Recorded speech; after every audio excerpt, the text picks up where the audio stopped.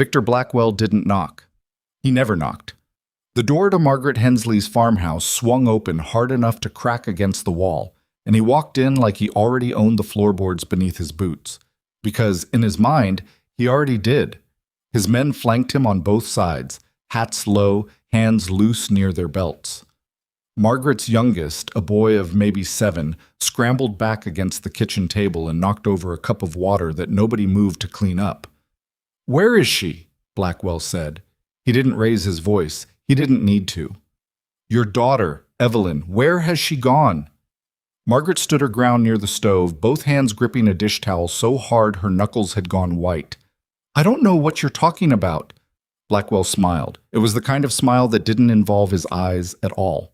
He stepped forward, picked up the framed photograph sitting on the mantelpiece, Evelyn as a young woman holding a baby, and turned it slowly in his fingers. Then he set it face down without a word, like he was putting something to sleep. "She took documents that belonged to me," he said. "If she cared about this family, about this boy here, she'd bring them back." Margaret's grandson pressed himself against the table and said nothing. He was old enough to understand tone. Blackwell looked at the child for exactly 3 seconds. Then he set his hat back on his head, turned, and walked out without closing the door behind him. The wind came in cold off the flats, and no one in that kitchen moved for a long time. If this story already has your heart racing, hit that like button, drop your city or country in the comments so I can see how far this story has traveled, and subscribe so you don't miss a single chapter of what happens next. Stories like this one don't wait, and neither should you. Ditwan. The summer of 1879 arrived in Blackwater Ridge, Montana, without mercy. The ground cracked in the heat. The creek that ran behind the mercantile had gone thin and brown by mid-July, barely a trickle where children used to fish.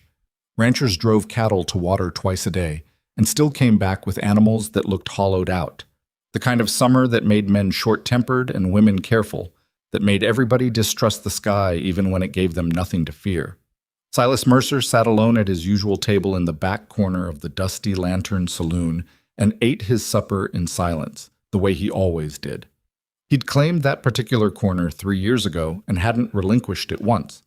Back to the wall, facing the door, one boot heel hooked on the chair rung.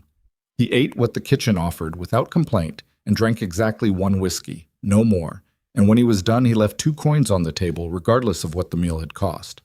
The barkeep, a broad-shouldered Swede named Anders, had long since stopped trying to make conversation with him. The other regulars had stopped trying even sooner. Silas was 38 years old and looked 50. Not in the way of a man who'd worked hard and earned it, though he had worked hard, plenty hard, through most of his adult life. He'd spent a decade as a land surveyor and mountain guide for the federal government, knew the territory around Blackwater Ridge better than almost anyone living. He could read terrain the way other men read print, understand what a hillside was telling you about water beneath it, where a ridge would funnel wind in a storm, which valley would flood in spring, and which would hold dry through August. That knowledge had once made him indispensable. Now it sat behind his eyes unused, like tools locked in a shed. The age in his face came from something else. 3 years prior, in the spring of 1876, Silas had come home from a 2-week survey job in the high country to find his wife and young daughter dead from a fever that had swept through the valley while he was in the mountains without word of it. His wife Clara had been 31. His daughter Nora had been 4 years and 2 months old. The townspeople at first had rallied around him the way communities do. Meals left on the porch, offers of company. A widow named Pruitt, who'd lost her own husband the winter before, stopped by twice to say there was no fixed time for grief, that it moved at its own pace and a man shouldn't fight it too hard. Silas had thanked her. He'd thanked everyone who came, and then one morning he'd stopped answering the door. He didn't leave Blackwater Ridge because he didn't know where else to go, and because somewhere beneath the numbness was the awareness that leaving wouldn't change what he carried. He built a cabin outside of town, on a ridge where you could see for miles in 3 directions, and he lived there alone and grew a small garden and kept 1 horse and came into town for supplies every few weeks. He ate supper at the Dusty Lantern most evenings because cooking for one in an empty cabin had turned out to be something he couldn't stomach after a while, the specific quietness of it, the sounds of just himself. So he sat in his corner and ate and watched the door and waited for nothing in particular. That was the evening Evelyn Cross walked into the dusty lantern with her boy. Silas noticed her the moment the door opened because he noticed everyone who came through that door.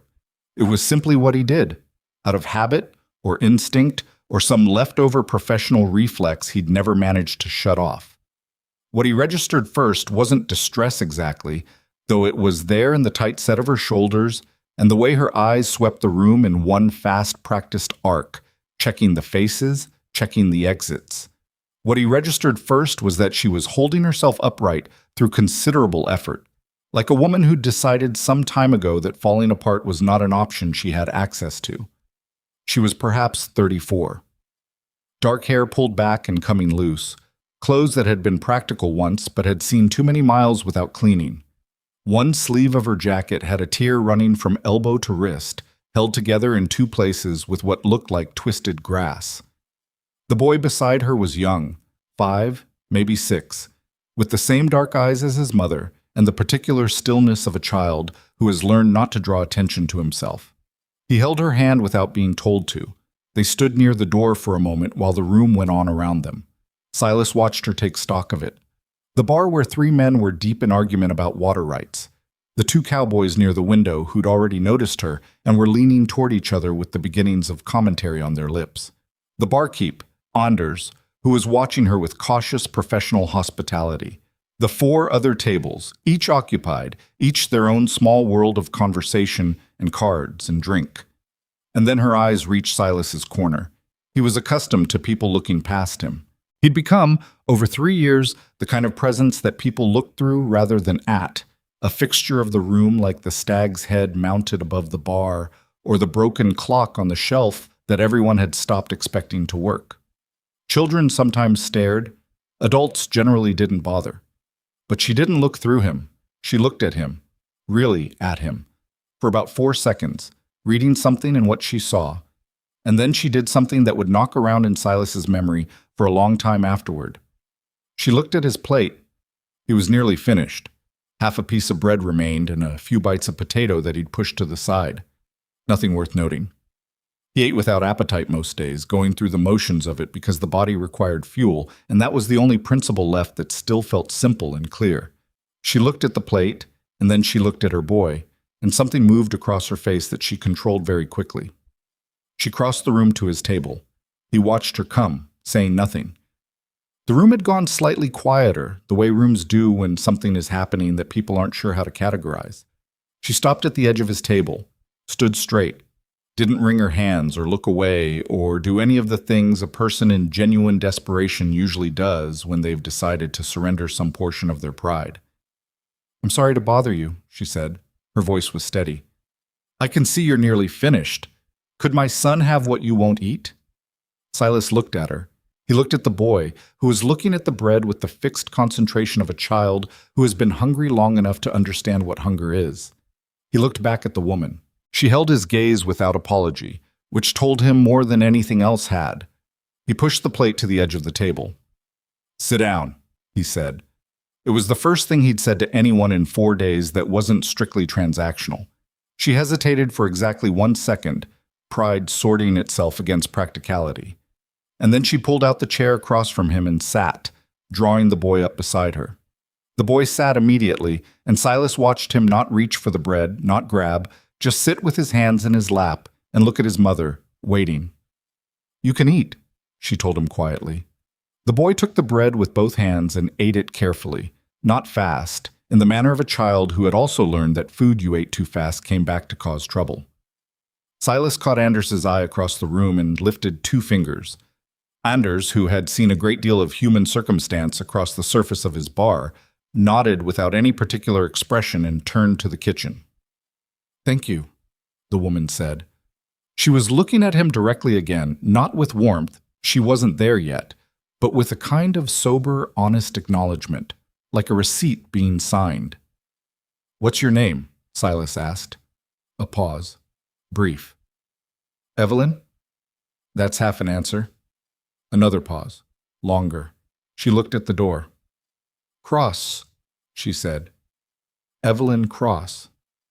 Silas Mercer. He didn't offer his hand. She didn't offer hers. "Where are you coming from, Mrs. Cross?" "South," she said. "That's a direction, not a place." "I know what it is." He studied her. She wasn't being difficult for the sake of it. She was being careful. There was a difference, and he'd had enough experience in his surveying years reading people in remote terrain, figuring out who would be honest with you when being honest cost something, and who would tell you what you wanted to hear until it was convenient to stop, to know the difference without much effort. "You're not from around here," he said. Not a question. "No." "You've been riding a long time." She looked down at herself briefly, a kind of rueful inventory. "It shows." "It does." He paused. "The boy all right?" She looked at her son, who was still eating with that careful, deliberate focus, and something in her face shifted. Not softened, exactly.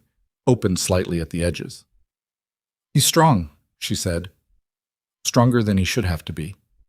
Anders arrived with 2 bowls of beef stew and another piece of bread, a glass of milk for the boy. He set them down without comment, which was one of the things Silas appreciated about Anders. The man understood that commentary was not always a service. Evelyn looked at the food, then at Silas. "I can't pay for this." "I didn't ask you to." "I don't take charity." "Then call it a business arrangement," Silas said. "You tell me what you're running from, and I'll consider us even." Her eyes narrowed. "That's not a fair trade." "No," he agreed, "but it's the one on offer." She was quiet for a moment. The boy had looked up from his bowl, tracking the adult conversation with those serious dark eyes, before his mother gently touched his shoulder and he went back to eating. "I'm not running," she said finally, and the careful way she said it told him she believed it, which meant she'd chosen it. This particular story, she was telling herself. Not running, moving deliberately, with purpose. That distinction mattered to her. "All right," Silas said. He picked up his own remaining coffee, gone cold, and drank it. "Then what are you moving toward, Evelyn Cross, that requires you to arrive in a strange town with a torn sleeve and a hungry child and nobody behind you?" She looked at him for a long time. And then, because she was a woman who had spent 14 months making careful decisions and had arrived at a point where careful wasn't working anymore, she made a different kind of decision. "I have documents," she said. "Evidence, land records, witness statements, signed confessions. Enough to put Victor Blackwell in a federal penitentiary for the rest of his life." The name landed in the conversation like a stone in still water. Silas set down his cup. "Victor Blackwell," he repeated. "You know him." "Everyone in this territory knows who he is." He looked at her steadily. "Most people in this territory know better than to say his name in a public room." She didn't flinch. "Then perhaps I'm not most people." He could see it now. Beneath the exhaustion and the torn clothes and the pragmatic hunger, the thing that had kept her moving through 14 months of running towards something she was calling purpose. She had the particular quality of a person who had crossed past the point where fear was useful and had come out the other side into something harder and quieter. It wasn't bravery exactly.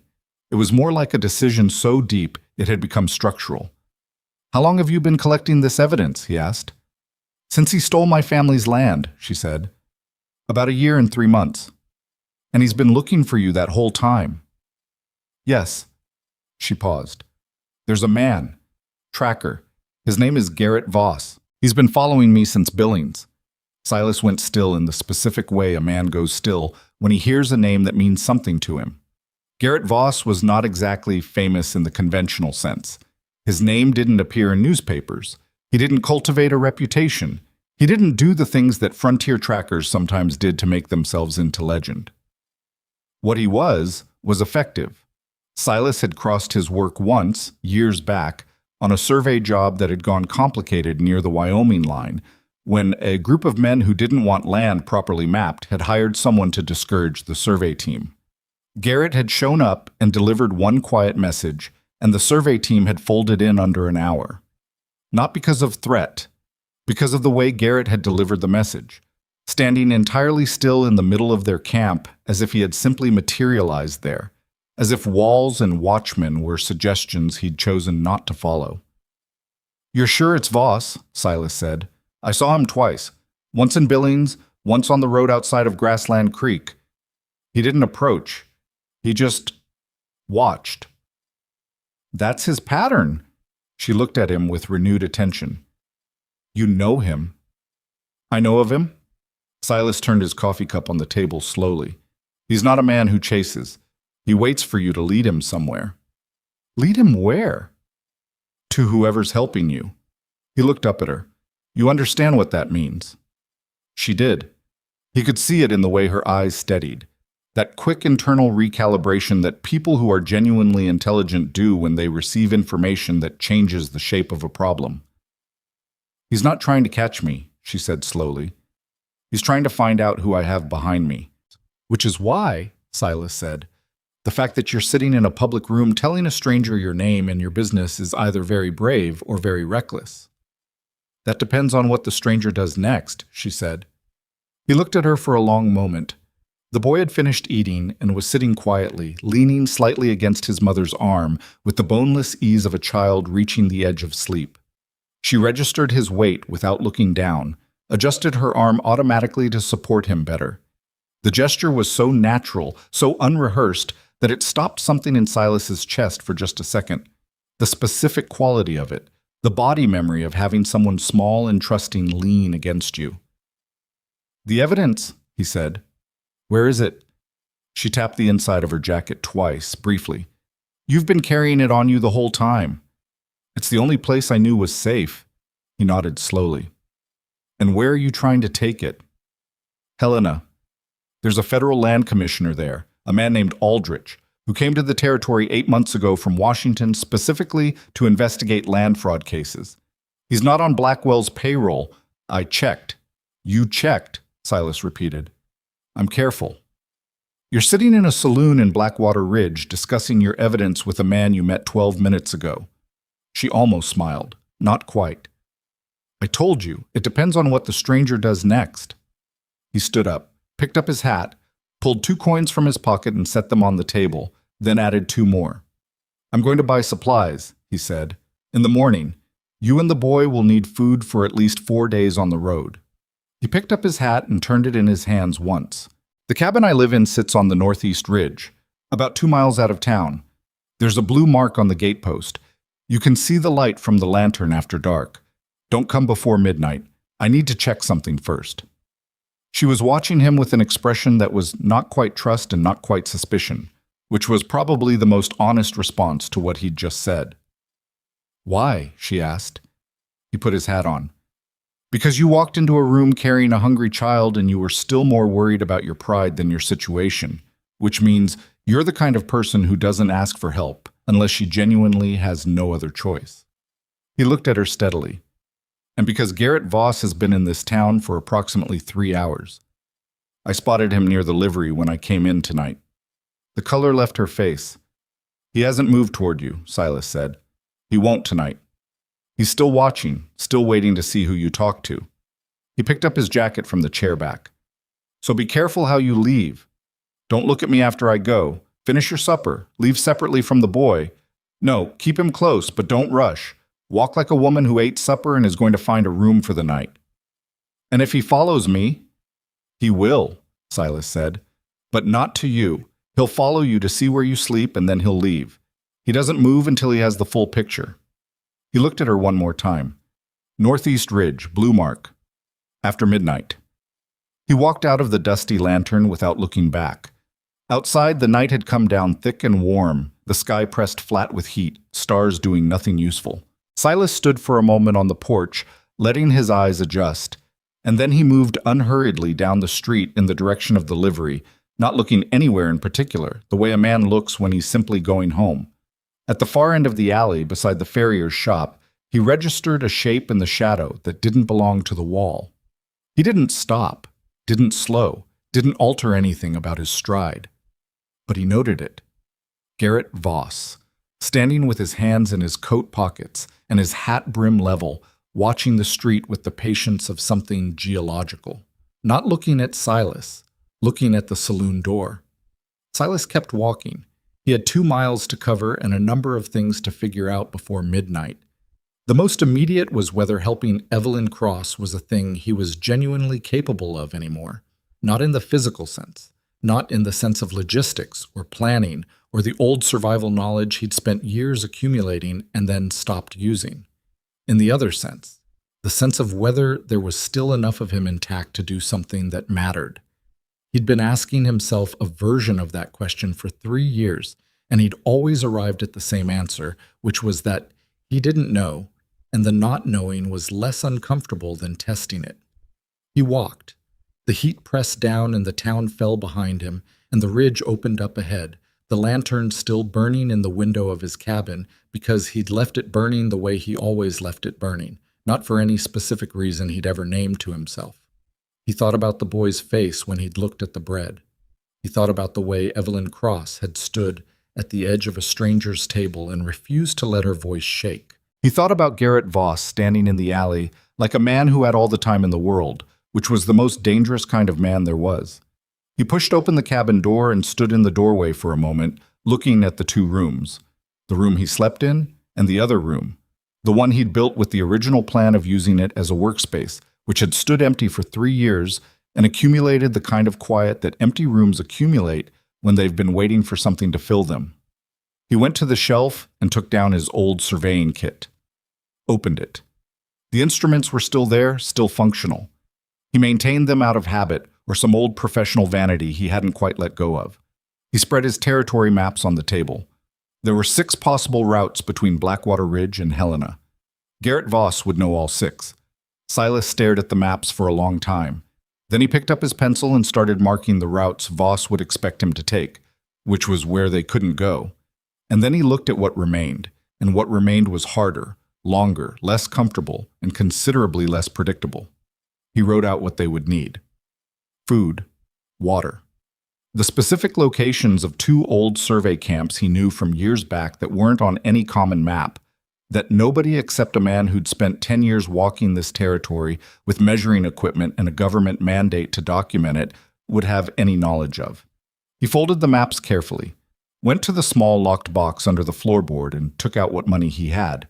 Not much, not nothing. Then he sat back in his chair and looked at the lantern on the table and thought about Clara, the way he did every night, the specific gravity of that memory that had never diminished, never become abstract. And then he thought about something else. He thought about a woman who'd spent 14 months collecting evidence against a man powerful enough to have trackers and bounty hunters and corrupted law on his side, carrying that evidence inside her jacket next to her body, moving through dangerous country with a small child who had learned to be quiet and patient beyond what a child should have to learn, and walking into a public saloon with her pride intact and asking for the remains of a stranger's meal for her son.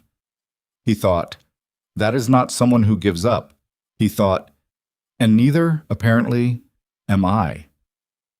He got up and started making preparations for the morning, moving through his cabin with a purposefulness that had been absent for 3 years. An intentional forward motion, something pulling him ahead of himself for the first time in a very long time. The lantern burned steady. Outside, the Montana night stretched wide and indifferent in all directions. And somewhere in the darkness between Blackwater Ridge and whatever came next, Evelyn Cross was walking carefully, carrying her evidence, moving toward a blue-marked gatepost on a northeast ridge, moving toward something. Not running, never running.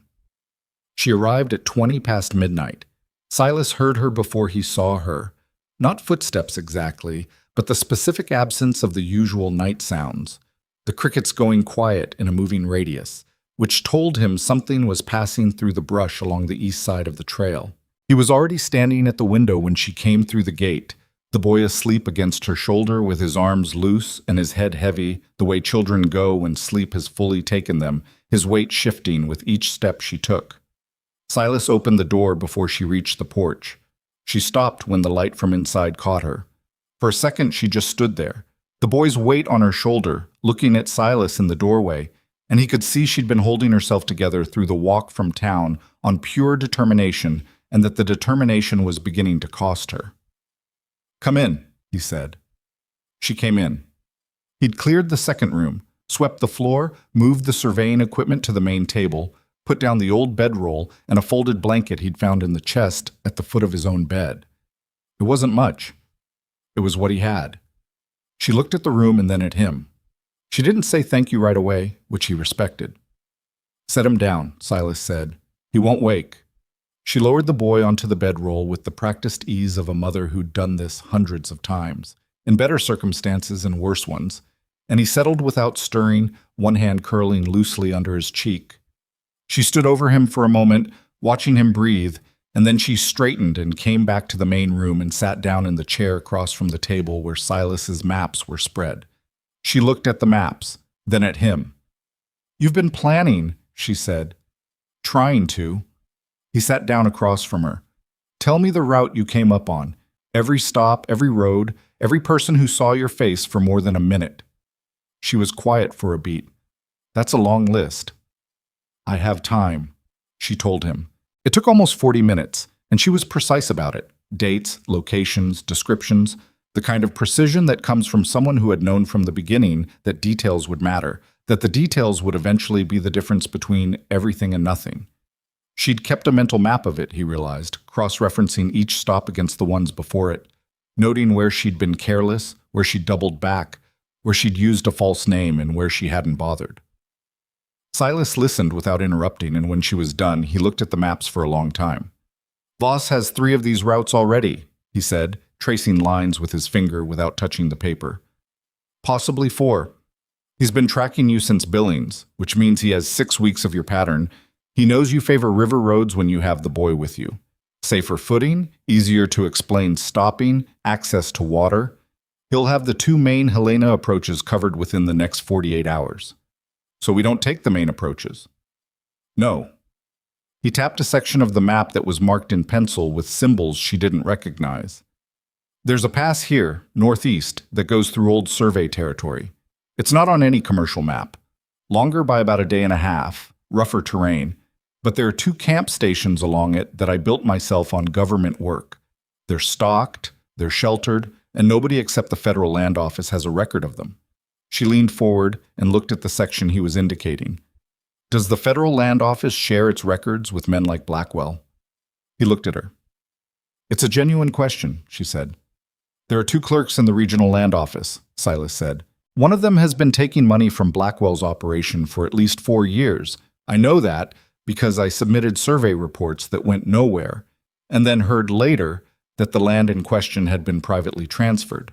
The other one is a woman named Harriet Polk, who has been there for 20 years and has never, to my knowledge, done anything except her job exactly as written."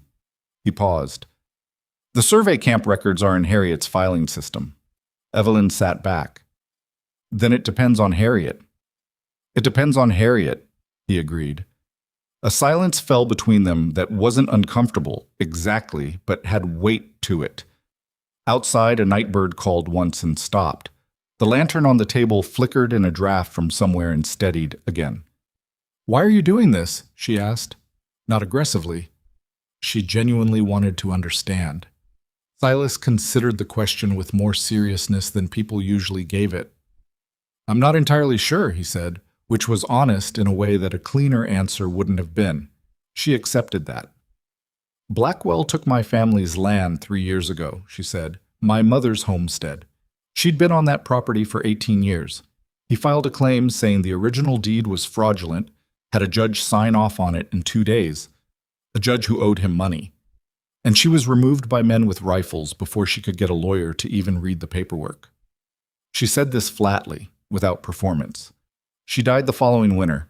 She wasn't old, she was 52, but she'd lost the property and she moved into a boarding house in town, and I think something in her just stopped. Silas said nothing. "I spent the next year finding every other family he'd done it to," Evelyn continued. "There are 11 of them that I can document, probably more I couldn't reach. Some of them had already left the territory. One of them, a man named Corbus, had 3 sons, lost his youngest boy when they tried to resist the removal." She stopped, pressed her lips together briefly. "The boy was 16. The room was very quiet. "The documents you're carrying," Silas said carefully, "how solid are they?" "The land records are originals, not copies. 2 of the witness statements are signed and notarized." The confessions, she paused. One of them is from a man named Dale Pruitt. He worked for Blackwell for 6 years as a land agent. He's the one who physically filed the fraudulent claims. He gave me a written confession 8 months ago before he left the territory. She looked at Silas steadily. He was afraid. He left because he was afraid, but he signed it. And where's Pruitt now? Idaho, last I knew. Small town called Garnet Falls. I have a letter from him confirming his willingness to testify if he's given protection. Silas rubbed his jaw slowly. A confession from a man who's since fled the state and is available to testify if given protection, he said, repeating it back not to diminish it, but to hear it plainly. I know how it sounds, she said. It sounds like enough to open a case, he said. Whether it's enough to close one depends on a lot of things we can't control from here. He looked at the maps again. The commissioner in Helena, Aldrich. You said you checked him. 3 different people who'd had contact with him confirmed he came specifically to investigate land fraud in this territory, and that he's turned down 2 separate approaches from Blackwell's people that we know of. She paused. He's not untouchable. Nobody is. But he appears so far to be trying to do the actual job. When did you last make contact with anyone in his office? She hesitated, just briefly. 6 weeks ago. I sent a letter through a relay in Grassland Creek to a woman who works as a typist in the commissioner's office. She confirmed Aldrich is still in Helena and still active.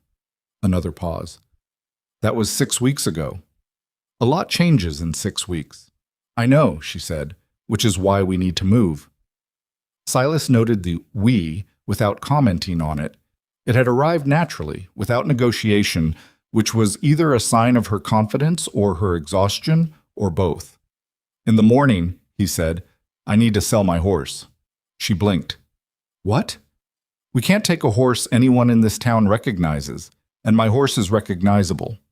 I'll sell him to the livery and use the money to purchase 2 animals from the stock dealer on the South Road.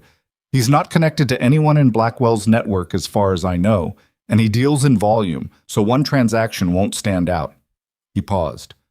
It'll also cover the supplies we need.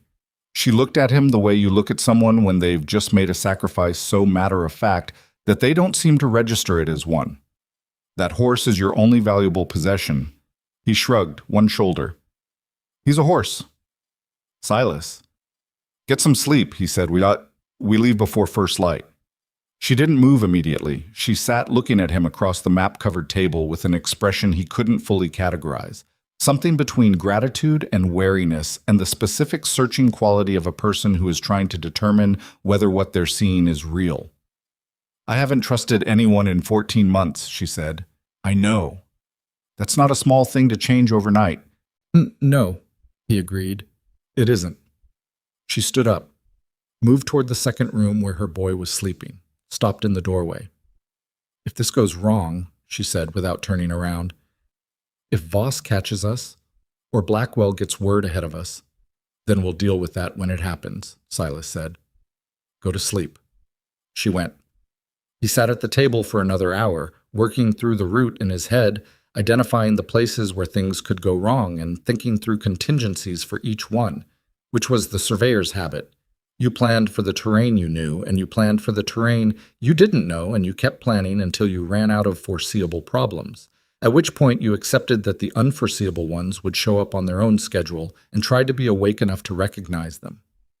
When he finally went to his own room, he lay on his back in the dark and stared at the ceiling and listened to the nightbird outside, and thought about Clara, the way he always did. But tonight it was different. The memory sat beside him rather than on top of him, present but not crushing, and he didn't know what to make of that, so he stopped trying to make anything of it and let his eyes close. He was up an hour before dawn. The boy was awake first, which surprised him. Silas came out to start the stove and found him sitting at the table in the main room, very upright, hands flat on the wood, looking at the maps with the focused attention of a child who has decided the adults aren't going to notice him and is therefore free to be curious. Silas stopped. The boy looked up. Those are maps, the boy said. Yes.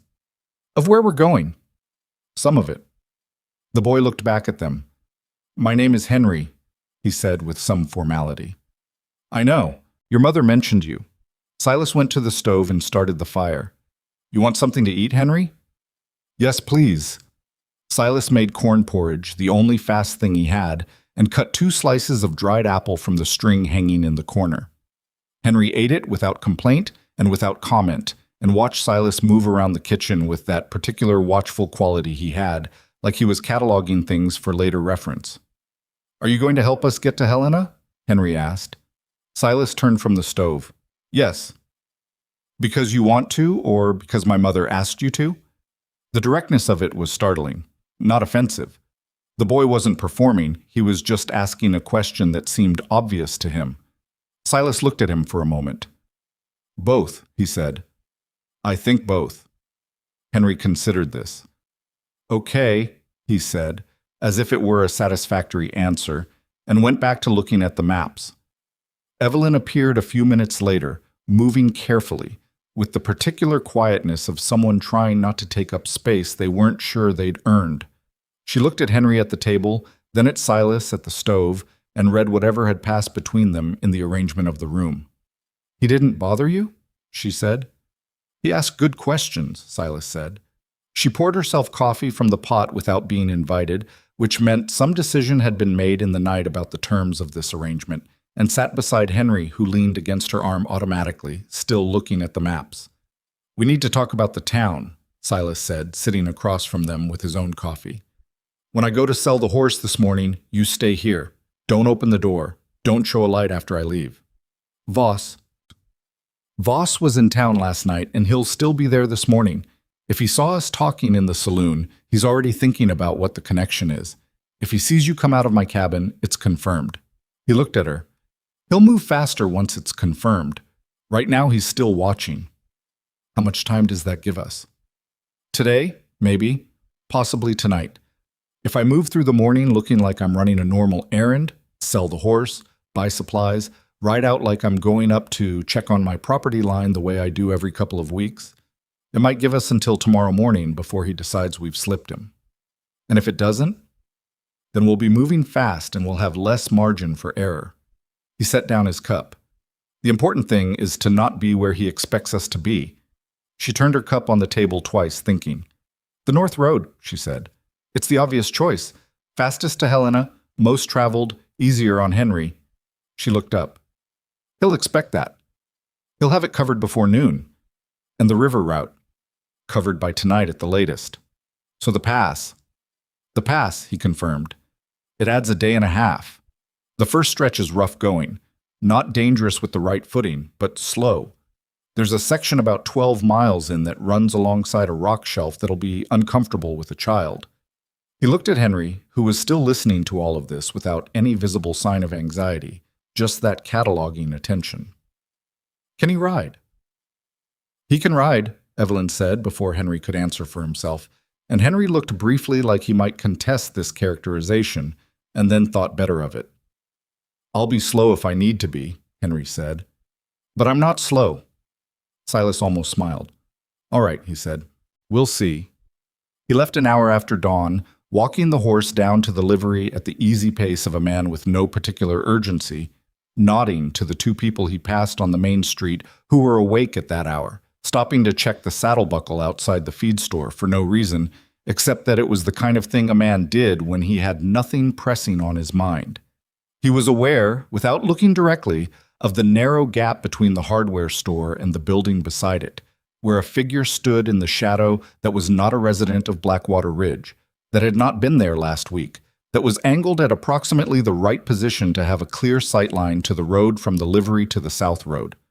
Silas sold the horse to the livery keeper for a fair price, accepted cash, and walked to the South Road stock dealer without hurrying. He bought 2 horses, a solid bay mare and a stocky gray gelding, both young enough to have miles in them, neither of them distinctive in any particular way that would make them memorable. He paid in cash. He said he was taking them up to his property line for some fence work, which was the kind of vague and plausible explanation that people in small frontier towns don't probe because everyone has a version of it.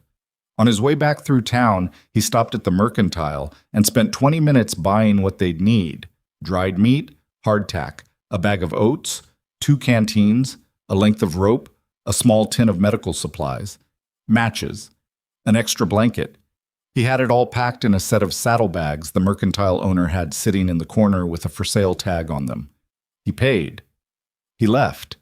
At no point did he look toward the gap between the hardware store and the building beside it. But when he crossed the street to the west side, heading back toward the road out of town, he registered in his peripheral vision that the gap was empty, which was not reassuring.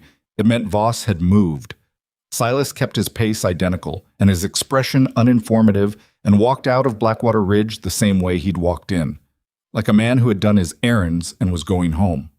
It took 20 minutes to reach the cabin by the back trail he'd used deliberately, and when he came through the door, Evelyn was standing in the middle of the room with both hands at her sides and her weight forward, and he understood immediately that something had happened.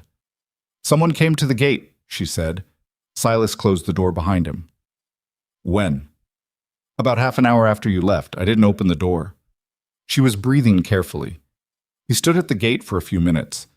I could see him through the gap in the shutter. Then he walked away. "What did he look like?" She described him. Average height, lean, dark coat, hat brim pulled low. Patient, the way she said it. Patient like a man who had decided the gate was not his immediate concern, who was simply noting its location and moving on. Silas set the saddlebags on the table. "That's Voss." She said nothing. "He wasn't going to come in," Silas said, not because it made it better, but because it was true. "He was confirming. He knows you're here now, which means we've lost the morning." "How long do we have?" He looked at the light coming through the window. "Mid-morning, maybe." "He'll go back to town and send word to Blackwell's nearest man, which is probably a 2-hour ride out. Then he'll wait for instructions, or he'll anticipate them. I don't know which he does. If he anticipates, he moves to block the North Road and the river route, and he starts asking around town about who else you might have talked to." He paused. "If he waits for instructions, we have until tonight." "So we leave now," Evelyn said. Not a question. "We leave now," he confirmed. Henry appeared in the doorway of the second room, already dressed, his small pack, a rolled cloth bag that couldn't have held more than a change of clothes and whatever he considered essential, already shouldered. Silas looked at him. "I heard," Henry said simply. Silas looked at Evelyn. She looked back at him with an expression that said, "I told you he was strong." They were out of the cabin in 15 minutes. Silas took one last look around the main room. Maps folded and packed, lantern extinguished, the door pulled shut but not locked, because a locked cabin on an empty ridge was a signal and an unlocked one was just a cabin whose owner had gone somewhere and walked out to where the 2 horses were tied at the side of the building. He put Henry on the bay mare, which was gentler, and adjusted the stirrups with the rope he'd bought, fashioning makeshift footrests at the right height for the boy's legs. Henry sat the horse with the careful stillness of a child who was telling the truth when he said he could ride. Evelyn took the gray gelding without comment, swung up competently, settled herself. Silas watched her. She rode like someone who'd grown up with horses and then spent a long time without them and was finding the muscle memory again in real time. He took the mare's lead for the first stretch, walking them north and then cutting east through a dry wash that ran parallel to the main north road, but sat below the sight line from the ridge, invisible unless you knew to look down into it. He'd walked this wash a dozen times on survey work. He knew where it opened, where it narrowed, where the footing turned uncertain near the seasonal stream bed. They moved in silence for the first mile. Henry held the saddle horn with both hands but didn't grip it. He held it the way an experienced rider holds a rail on a boat, for orientation rather than fear. After a while he said, "Are those his tracks?" Silas looked where the boy was pointing, the far edge of the wash, where the wall rose to meet the main road above. There were boot prints in the dried mud at the edge, recent enough to still hold clean edges. Silas stopped, crouched, looked at them. One set of boot prints, coming from the direction of town, going toward the ridge. He stood up. Evelyn was watching him. "He came this way before he came to the cabin," Silas said. "He was checking the back approach first. She looked at the tracks, and then at the terrain above them, and then at Silas with an expression that had gone very still. "He's thorough." "Yes." "Did he see this wash?" "He saw it," Silas said. "Whether he thought we'd use it depends on whether he knows about the survey work." He paused. "He might." "Then we can't stay in the wash." "No." He looked east along the dry bed to where it curved and opened onto a flat section of broken ground that ran between two low ridges. "About a mile ahead it opens up. We cut northeast from there and start climbing. Once we're in the pass terrain, it's a different story. There's no one route to follow. It branches everywhere, and half the branches end in box canyons. He'd have to know exactly which one we're taking." "And he doesn't." "He doesn't," Silas said. "Not yet." They moved on. The wash curved and the walls rose on either side, cutting the sky down to a ribbon of blue above them, and Silas felt the particular focused alertness he hadn't felt in years. Not the grinding vigilance of grief, which was always on, always there, a low hum beneath everything, but the sharp, specific attention of a man who has a problem in front of him that requires his full capabilities and knows, somewhere in the back of his chest, that his full capabilities are still there. He'd wondered about that in the past 3 years, whether they were still there. They were. The question of what to do with that knowledge was one he set aside for later, the way you set aside anything that doesn't help you through the immediate terrain. The flat opened up ahead of them, just as he'd said, and the sky came back full and white-hot with the summer morning, and they cut northeast into the beginning of the climb, the horses' feet finding the rock with the particular careful rhythm of animals that know the ground is changing beneath them. Henry didn't complain. Neither did Evelyn. Silas led them into the rising terrain without looking back at the town he was leaving behind him. The cabin on the ridge with its empty second room and its extinguished lantern, the 3 years of silence he'd built there piece by piece until it covered him completely. He wasn't sure what he was walking toward. He'd stopped being sure of things 3 years ago, and learning to walk forward anyway, without certainty, was its own kind of skill, one he was discovering with some surprise that he still had. Behind them, somewhere in the heat shimmer and the dust of the valley below, Garrett Voss stood at the edge of a dry wash and looked at the place where 3 sets of tracks, 2 horses, 1 man on foot, turned northeast and climbed into the rocks. He looked at them for a long time. Then he turned and walked back toward his horse with the unhurried purposefulness of a man who had just decided something, and the dust settled over the tracks behind him, and the morning went on without them. The first camp was 11 miles into the pass, and they reached it in the late afternoon with the horses blowing hard, and Henry listing sideways in the saddle in the particular way of a child who is too proud to say he's exhausted. Silas had been watching him for the last 2 miles. The boy hadn't complained once. He hadn't asked how much farther, hadn't made the sounds children make when they're at the end of their capacity. He'd just gotten quieter and quieter, which was in some ways worse. "We stop here," Silas said, pulling up at a flat section of ground sheltered on 2 sides by a rock overhang that caught the last of the western light. The survey camp was visible once you knew what to look for. A low stone windbreak, deliberately built to look like a natural formation from a distance, with a flat-top boulder that served as a work surface, and a shallow fire pit ringed with stones that had gone gray with disuse. Henry didn't argue about stopping. That was the clearest sign of how far gone he was. Evelyn swung down and went to him immediately, reaching up to help him off the mare.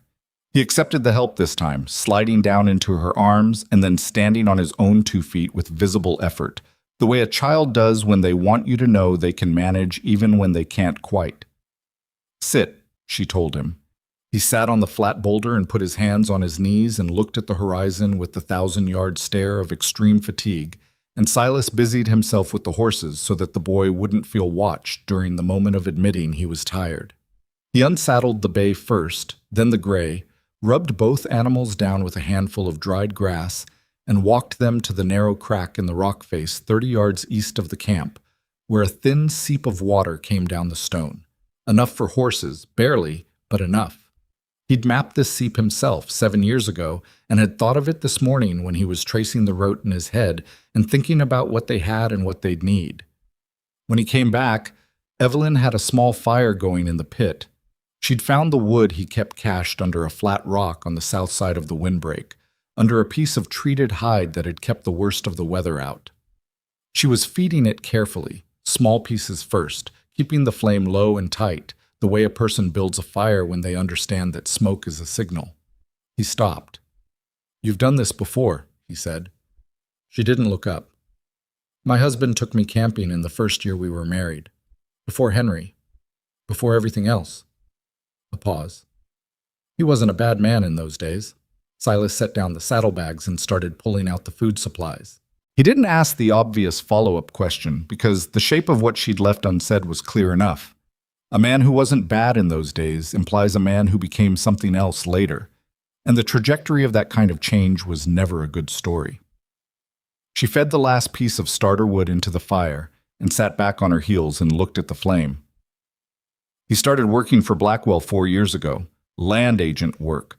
Filing claims, processing transfers. He told himself it was legitimate. Maybe he believed it at first." She stopped. "By the time I understood what he was doing, he was in too deep to come out cleanly, and he knew it. So instead of coming out, he went further in." Another pause. Longer. "He's the one who reported me to Blackwell when I started asking questions." The fire snapped once and settled. Henry was asleep sitting up on the boulder, had tilted sideways until his cheek rested against his own shoulder, still holding his own knees. Silas looked at the boy and then at Evelyn. "He knows?"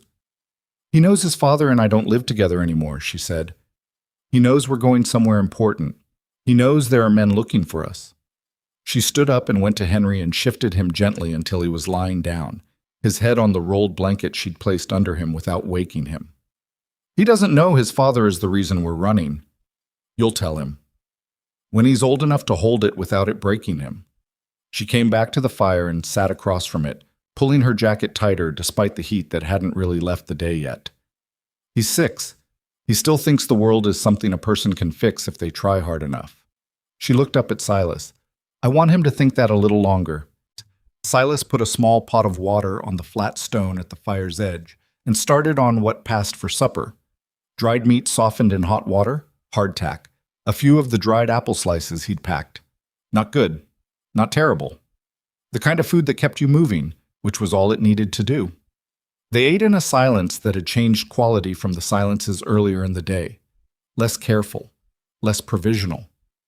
When you've shared 11 miles of rough terrain and a fire in the dark, some of the negotiation about who you are to each other gets settled without words. "Tell me about Aldrich," Silas said.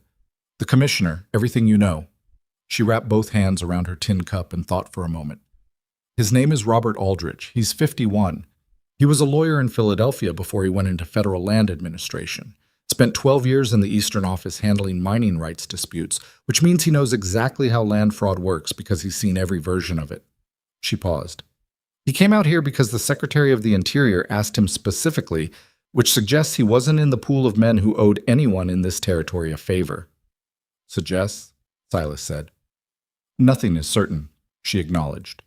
"But the 2 men who told me about him, one was a clerk in the governor's office, the other was a retired federal marshal, both said the same thing independently, that Aldrich came here to actually do the work, not to appear to do it. And Blackwell has approached him. Twice, according to what I was told. Once through a lawyer, once through a business intermediary. Aldrich declined both times without any visible change in his position or his investigation." She drank from her cup. "Blackwell hasn't tried a 3rd time, which might mean he's given up on that approach. Or it might mean he's found a different one." Silas turned his own cup in his hands. "When we get to Helena, if the documentation you have is enough to get Aldrich to open a formal proceeding, Blackwell will know about it within a day. Possibly less. He has ears in that city." "I know. The formal proceeding is public record. Once it's filed, you can't unfile it, but it also can't be quietly made to go away the way things get made to go away before they're official." He looked at her. "The window between when we arrive and when it's filed is when you're most at risk." "I understand that. Do you have somewhere to stay in Helena? Someone who knows you're coming?" She hesitated. The hesitation told him the answer before she gave it. "There's a woman, Margaret Trout. She runs a boarding house on the south side of the city. She knew my mother. She doesn't know I'm coming, but she'll take us in." Does Blackwell know about her connection to your mother? Another hesitation, shorter this time, but there. I don't know. Silas said nothing. He didn't need to. She looked at him with an expression that was part irritation and part honesty. I've been making this up as I go, she said. I want you to understand that. I had a plan. I had a very careful plan for the first 8 months. And then things started going wrong in ways I didn't anticipate, and I've been adjusting ever since. I'm not operating from a position of perfect information, and I never was. Nobody is, he said. I'm telling you because I want you to know what you're actually working with here, she said. Not the version of it that sounds like I have everything organized. He looked at her steadily. I'm a man who quit his life and lived alone on a ridge for 3 years, he said. I'm probably the last person here qualified to judge anyone's plan. She almost laughed. Not quite, but almost, which was something. They put the fire out before full dark, and Silas took the first watch, sitting with his back against the rock windbreak and his eyes on the approach from the south, which was the direction any follower would most likely come from if they'd picked up the trail before the past terrain scrambled it. The stars were extraordinary up here. Away from town, away from the valley dust, the sky opened up in a way that could stop a person cold if they let it. Silas didn't let it.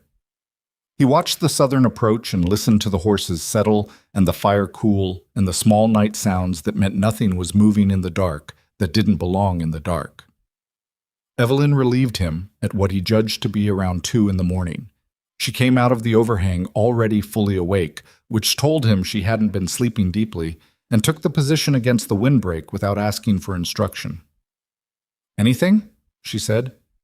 Nothing. Get some sleep. He did, for 4 hours, which was more than he'd expected. They were moving again before the sun cleared the eastern ridge. The second day of the pass was harder than the first.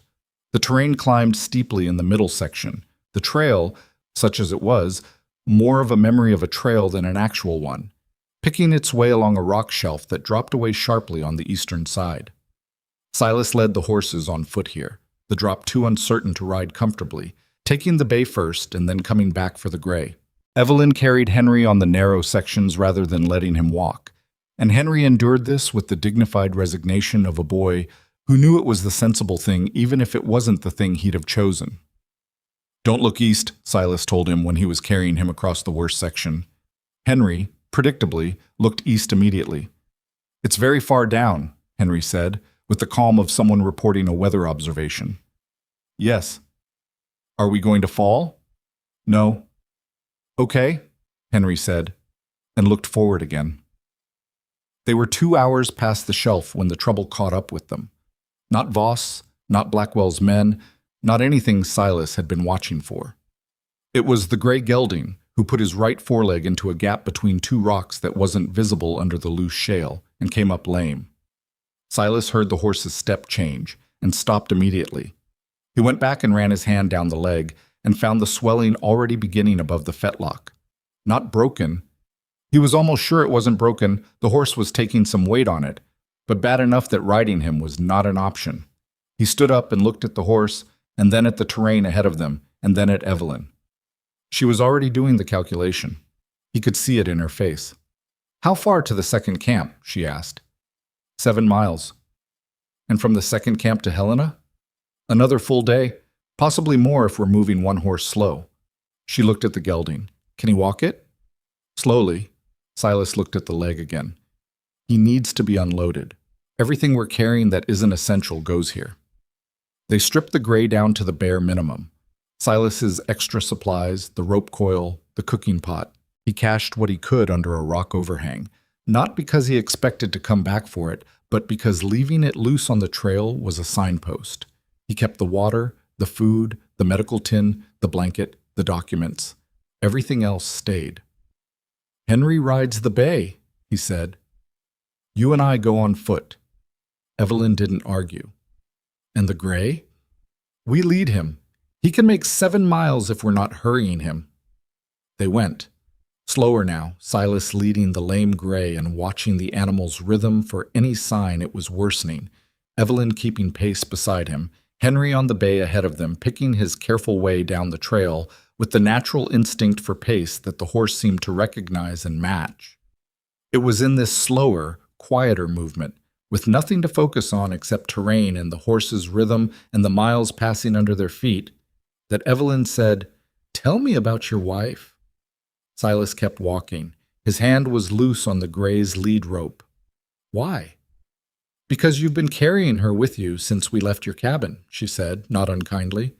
"Not in a heavy way, just, she's there, and I've been wondering." He was quiet for a while. The gray's feet found a rhythm on the softer ground and held to it. "Her name was Clara," he said. "She was from Ohio originally. She came out here with her family when she was 17, and when I met her she was running the counter at her father's dry goods store and arguing with every supplier her father had about their pricing." He paused. "She was not a woman who let things go unchallenged." "She sounds formidable." "She was." He looked at the trail ahead. "She died of fever. Our daughter, too. I was in the mountains. I didn't know until I came home." He said this plainly, without inflection, the way a man states a fact that has long since moved past the point where inflection adds anything to it. "I couldn't have gotten back in time, even if I'd known. The survey job was 3 days from town, and the fever took them in less than that." He paused. "I've thought about that a lot. The arithmetic of it. It doesn't get more forgiving over time." Evelyn walked beside him for a moment without speaking. "No," she said. "It doesn't." "You lost your mother," he said. "Yes." "Not the same as what you're carrying," he said. "I'm not comparing." "Neither am I." She adjusted the strap of her pack on her shoulder. "But loss is loss. It changes the shape of everything after it." "It does," he said. They walked. After a while, Henry called back to them from the trail ahead. He'd stopped where the path forked, 2 branches going in slightly different directions, and was looking back at Silas with the question on his face. "Left," Silas called. Henry nodded and took the left fork. Silas watched him go and thought, not for the first time, that the boy had a quality that was hard to name exactly, a kind of settled self-possession that most adults didn't manage, a way of occupying his own presence without performing it or apologizing for it. "He's going to be all right," Silas said. "Whatever happens after this, he's going to be all right." Evelyn looked at him, and this time what crossed her face was not almost a smile. It was the real thing, brief and a little sad at the edges, the way real smiles are when they come out of somewhere complicated. "That's the kindest thing anyone has said to me in a long time," she said.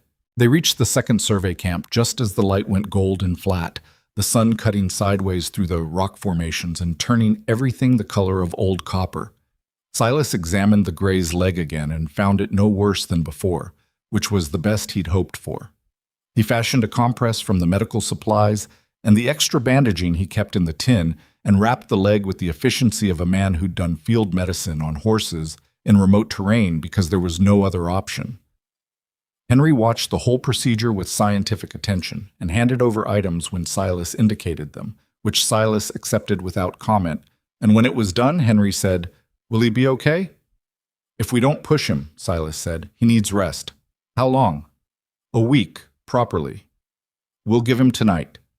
Henry nodded slowly, processing the arithmetic of that the same way he seemed to process most things, so working it through rather than reacting to it. "1 horse for 3 people," he said. "You ride. Your mother and I walk." Henry looked at his mother, then at Silas, then at the horse. "I can walk some of it," he said, "to give the bay a rest too." Silas looked at him for a moment. "We'll see how the morning goes," he said, which was not a no. Henry took it as the partial yes it was, and went to sit beside the gray gelding with his back against the stone wall, keeping the animal company with the instinctive kindness toward hurt things that children either have or don't. And this boy clearly had it without any apparent effort. Silas and Evelyn built the fire again, smaller than the night before, and ate in the deepening dark while Henry dozed against the warm stone near the horse, and the camp settled into the specific quietness of a high country night in August. The air cooling fast now that the sun was down, the stars coming out with the same unreasonable abundance they always had up here. "I need to tell you something," Evelyn said. She was looking at the fire. Silas waited. "The evidence I have," she said carefully. "The land records, the witness statements, Pruitt's confession. They're strong. I believe they're strong." She paused. But there's a piece I don't have that Blackwell will use against me. His lawyers have already built a counter-narrative. I found out about it through the typist in Aldrich's office. They're going to claim that I'm acting out of personal grievance, that my husband left me and I'm trying to destroy him through his employer. She looked up. They'll make it about my marriage. They'll make it about a bitter woman who couldn't hold her family together. Silas kept his face even. And the documents won't be enough on their own. Not if they can make the jury or the commissioner spend enough time looking at me instead of the documents. She said this without self-pity, as a tactical assessment. I need a witness. Someone who can testify to the evidence being legitimate, to the fraud being real, who isn't me. Someone who has no obvious personal stake. Pruitt. Pruitt is in Idaho and has already run once. If Blackwell's lawyers go after him on the stand, she shook her head. I need someone here. Someone who knew the territory, who could speak to the land records being accurate, who would be credible to a federal commissioner. She was not looking at him, but the shape of what she was saying was clear. I'll testify, Silas said. I'm not asking you to. I know. He set his cup down. But I spent 10 years as a federal land surveyor in this territory. I know every parcel of ground Blackwell filed fraudulent claims on. I mapped some of them myself. My survey records are in the federal archive. They'd show the original boundaries, the original ownership markers, the physical evidence that the ground doesn't match what Blackwell filed. He paused. That's not personal grievance. That's professional testimony with a decade of documented work behind it. She was quiet for a long time. If you testify, she said, Blackwell will know exactly who you are and what you know. After the proceeding, win or lose, you'll have made an enemy of the most powerful man in this territory. I made an enemy of him when I sat across from you at that table, Silas said. Voss confirmed that when he came to my gate. That's not the same as standing in front of a federal commissioner and putting your name on a statement. No, he agreed. It's more. She looked at him with that direct, careful attention she gave to things that mattered. Why? He thought about it honestly, which was the only way he knew how to think about things that deserved honest thought. Because 11 families lost their land, he said, and a boy 16 years old is dead because of it. And because I spent 3 years sitting in a corner of a saloon waiting for nothing, and I think that's probably enough of that. The fire made a small sound between them. Evelyn looked at him for a long moment and then looked away, back at the fire, and he could see she was working to keep her expression neutral, which told him something about what she was feeling that she wasn't ready to put into words. That was all right. He wasn't asking for words. He took the first watch again, and she went to sleep near Henry without argument, and the night passed in the high country quiet, and he sat against the windbreak and looked at the southern approach to the camp and thought about what came after Helena. Not in a wishful way, in a practical way. What the immediate next steps were, where the risks would concentrate, what Blackwell was likely to do when he realized they'd slipped through the pass route, the kind of thinking that kept a man present in a problem rather than dissolving into the size of it. Sometime in the third hour, when the cold had come down properly off the upper peaks, and the horses were still, and the camp was completely quiet, he heard something. Not close, not immediate, but there, on the edge of the southern approach, a single sound that didn't belong to the night. A stone, displaced, small, careful, the kind of noise a man makes when he's moving with great deliberateness and still can't prevent every surface from speaking. Silas didn't move from his position. He listened. Nothing followed the sound. No second footstep, no creak of leather, no breathing, just the one displaced stone and then the same silence as before, pressing back in like water filling a space. He stayed very still for 20 minutes. At the end of 20 minutes, nothing else had come. He rose slowly and walked the perimeter of the camp in a wide, quiet arc, reading the ground by starlight, the way he'd learned to read it over 10 years of working alone in places where the nearest other human being was a full day's walk away. He found no new prints, nothing disturbed. The stone that had moved was at the edge of the approach, in a spot where the trail narrowed between two boulders. He stood there looking at that spot for a while. It could have been an animal. It could have been natural settling of the rock face, which happened often in the temperature changes of high country nights. It could have been his own nerves, which were not infallible, which had been dormant for 3 years and were now running hot and possibly over-calibrating. It could have been Garrett Voss. He went back to his position against the windbreak and sat until Evelyn came to relieve him, and when she arrived he looked at her and said quietly, "Stay alert tonight. South approach." She read his face. "You heard something?" "Maybe," he said. "Maybe not. Stay alert." He went inside and lay down with his eyes open for a while in the darkness and thought about that single displaced stone and about Garrett Voss standing in the alley beside the hardware store in Blackwater Ridge, patient as geology, watching the saloon door.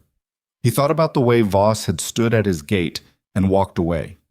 Not because he wasn't interested, but because he was gathering information, assembling a complete picture before he moved. And he thought, a man assembling a complete picture would want to know where you were going before he decided how to stop you. Which meant Voss wasn't behind them because he was chasing them. He was behind them because he was letting them lead him to Helena, to Aldrich, to the full shape of the case against his employer.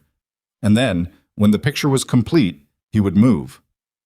Silas stared at the ceiling of rock above him and worked through the implications of that.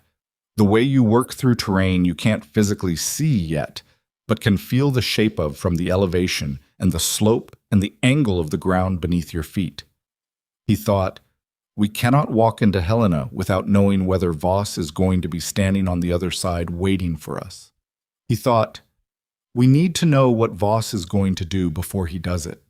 And then, following that thought to its inevitable conclusion, he thought something that sat uneasily but held weight. The only way to know what Garrett Voss was going to do was to ask him. He told Evelyn in the morning, not right away. He waited until Henry was occupied with the horses, checking the gray's wrapped leg with the serious attention he gave to anything that involved an animal in distress. And then he told her quietly, standing at the edge of the camp with the early light coming cold off the upper peaks. She listened without interrupting, which was one of the things about her he'd come to rely on. She didn't fill silence with reaction. She let the information arrive and settle before she responded to it. "You want to make contact with Voss," she said when he'd finished. "I want to understand what he's doing before we walk into Helena blind. And you think he'll talk to you?" "I think," Silas said carefully, "that a man who has been following us for 3 days without making a move, who could have sent word to Blackwell to cut us off at the pass entrance and didn't, who displaced one stone in the dark last night and then stopped. I think that man is not doing the job he was hired to do. Not exactly." Evelyn looked at him. "Or he's doing a different version of it." "Maybe. But there's a version of what I'm seeing that means something else entirely." He looked south toward the approach where the stone had moved in the night. "And if I'm right about that version, the worst thing we can do is walk into Helena without knowing it." She was quiet for a moment. The morning moved around them. Wind off the ridge, the horses shifting, Henry's voice low and patient as he talked to the gray gelding the way children talk to hurt animals, as though the right words could speed the healing. "How would you do it?" she said. "I'd go back down the south approach alone. Leave a sign he'd recognize as deliberate, not a trap, just an invitation. And wait. And if it's not what you think, if he's just doing his job and you walk back to him on an open trail, then I don't come back," Silas said, "and you take Henry and the bay, and you ride straight for Helena, and you don't stop." She looked at him with an expression that had gone very flat, which he'd learned meant she was managing something she didn't intend to show.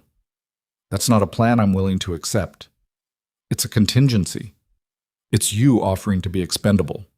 "No," he said, "it's me calculating odds.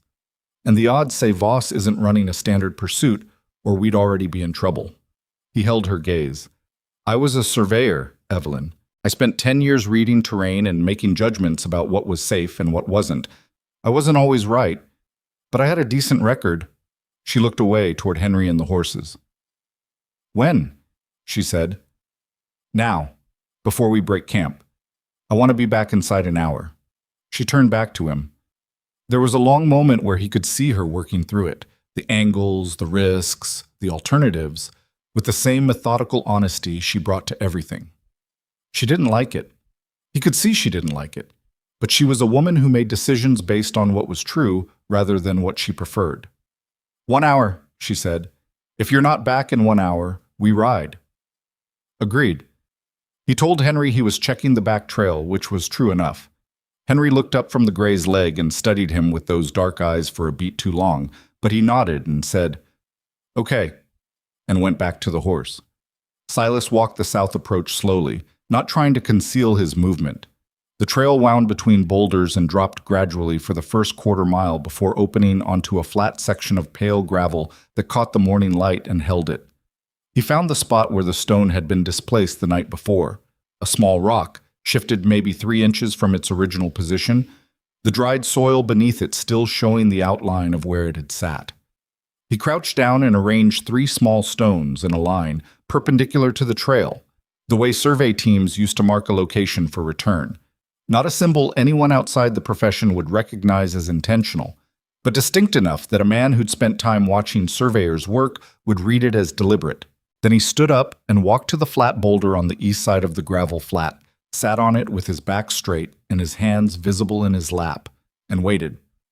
He'd been sitting for 11 minutes when Garrett Voss walked out from behind the larger of the 2 boulders on the western edge of the flat, 20 feet away, with his hands in his coat pockets and his hat brim level, and his face carrying the same unreadable quality it had carried in the alley in Blackwater Ridge.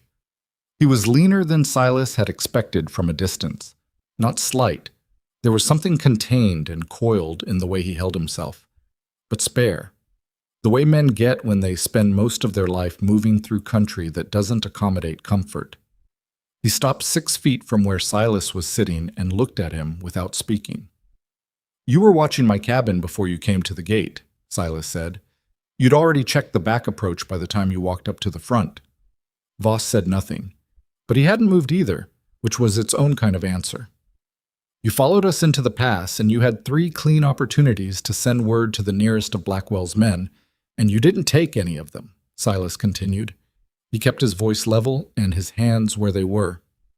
"You moved 1 stone last night, and then you stopped, which means you wanted me to know you were there without wanting to push anything.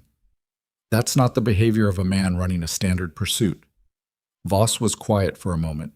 When he spoke, his voice was dry and deliberate, the voice of a man who had trained himself to reveal as little as possible in the act of speaking. "You're a surveyor." "Was." "The camp up there is one of yours." "Yes." A pause. Voss looked at the ground between them and then back up. "How long have you known I was behind you?"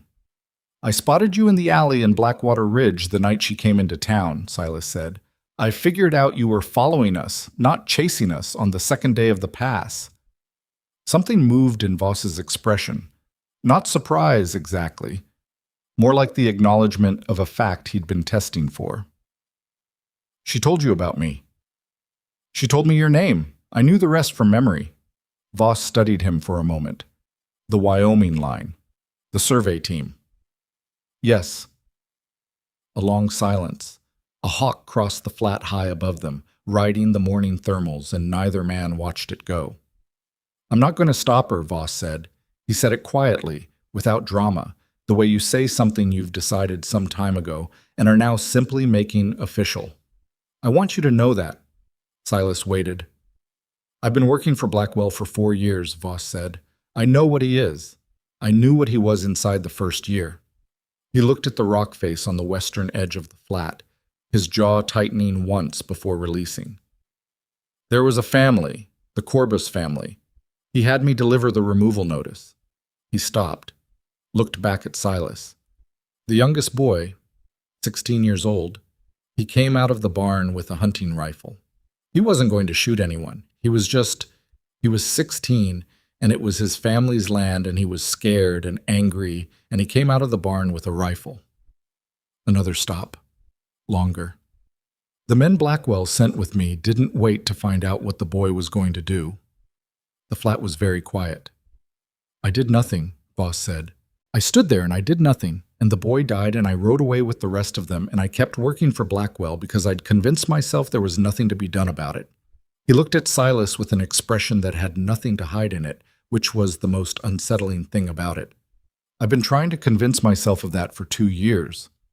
Silas looked at him steadily. "And now?"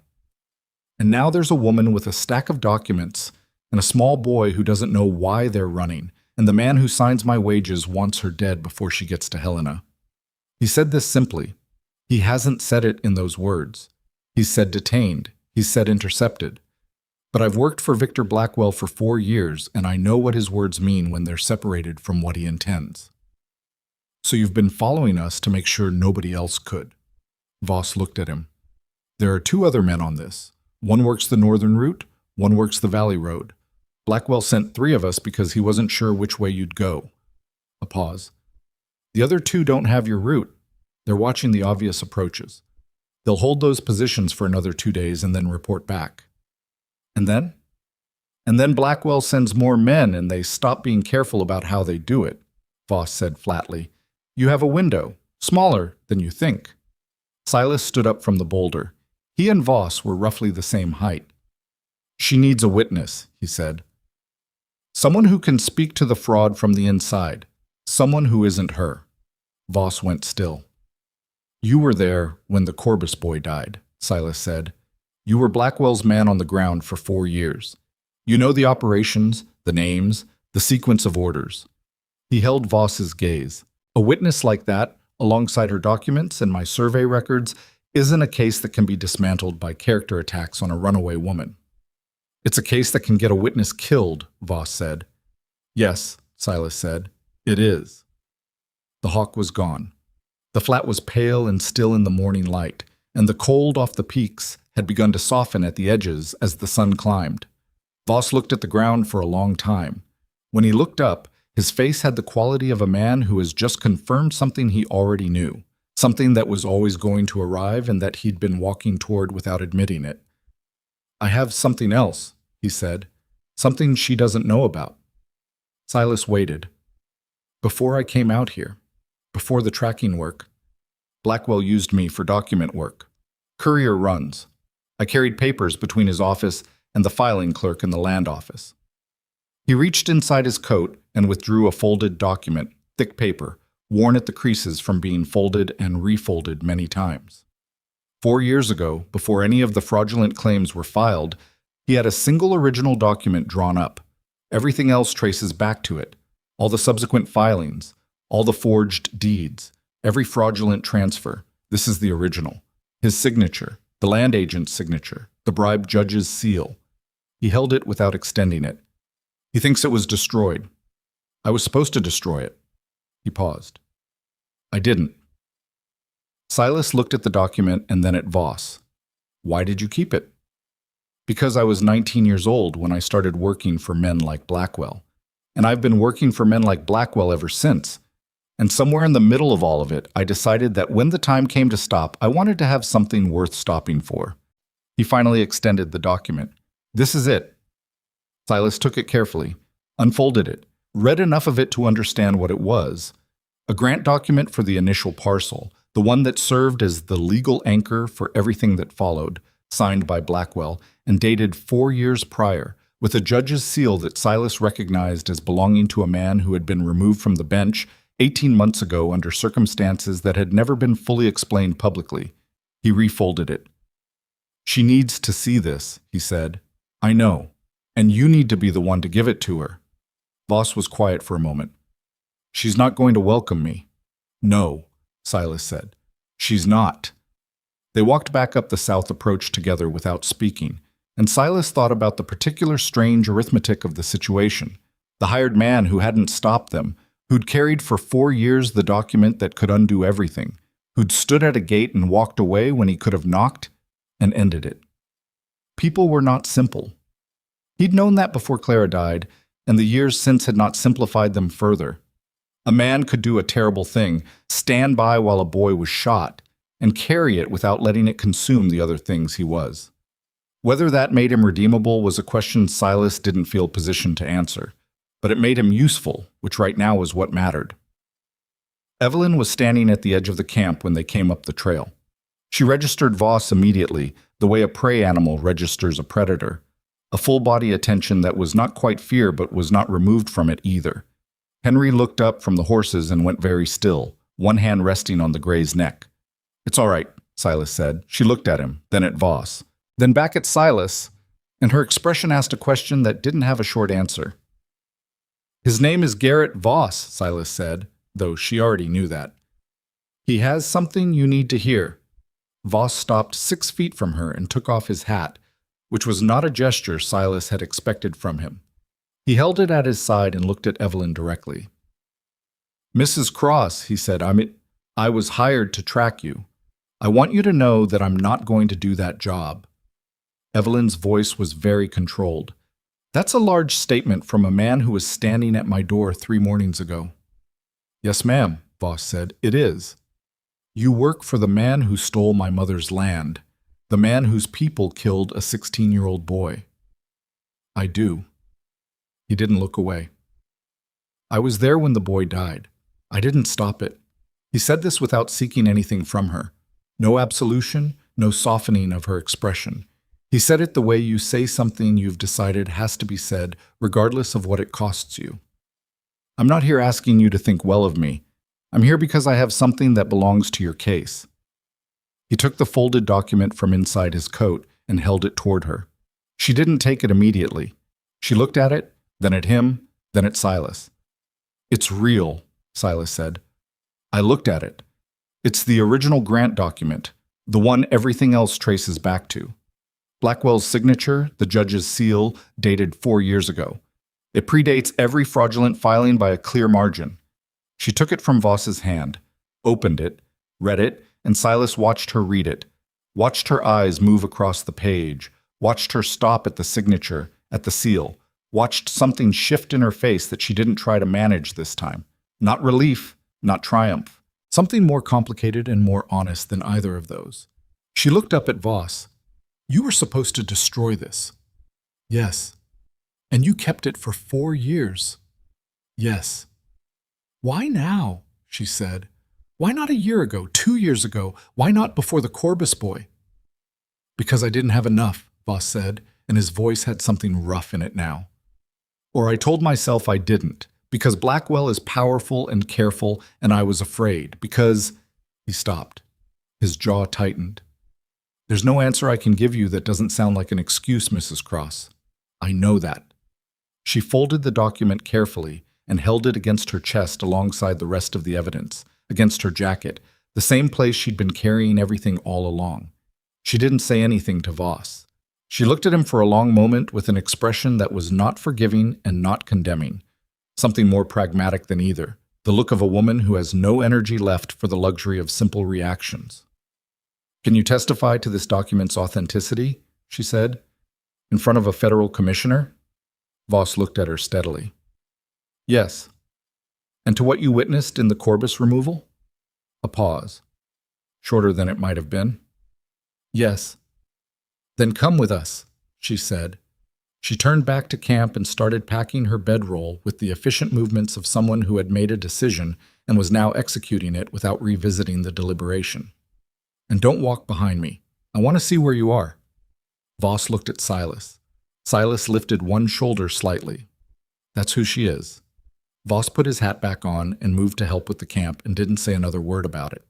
They were moving within 30 minutes. 4 of them now. Silas on foot leading the still limping gray at a walk, Voss on his own horse, a solid dark roan that looked like it had covered serious miles and was ready to cover more. Evelyn beside him on foot with her pack adjusted and her stride deliberate.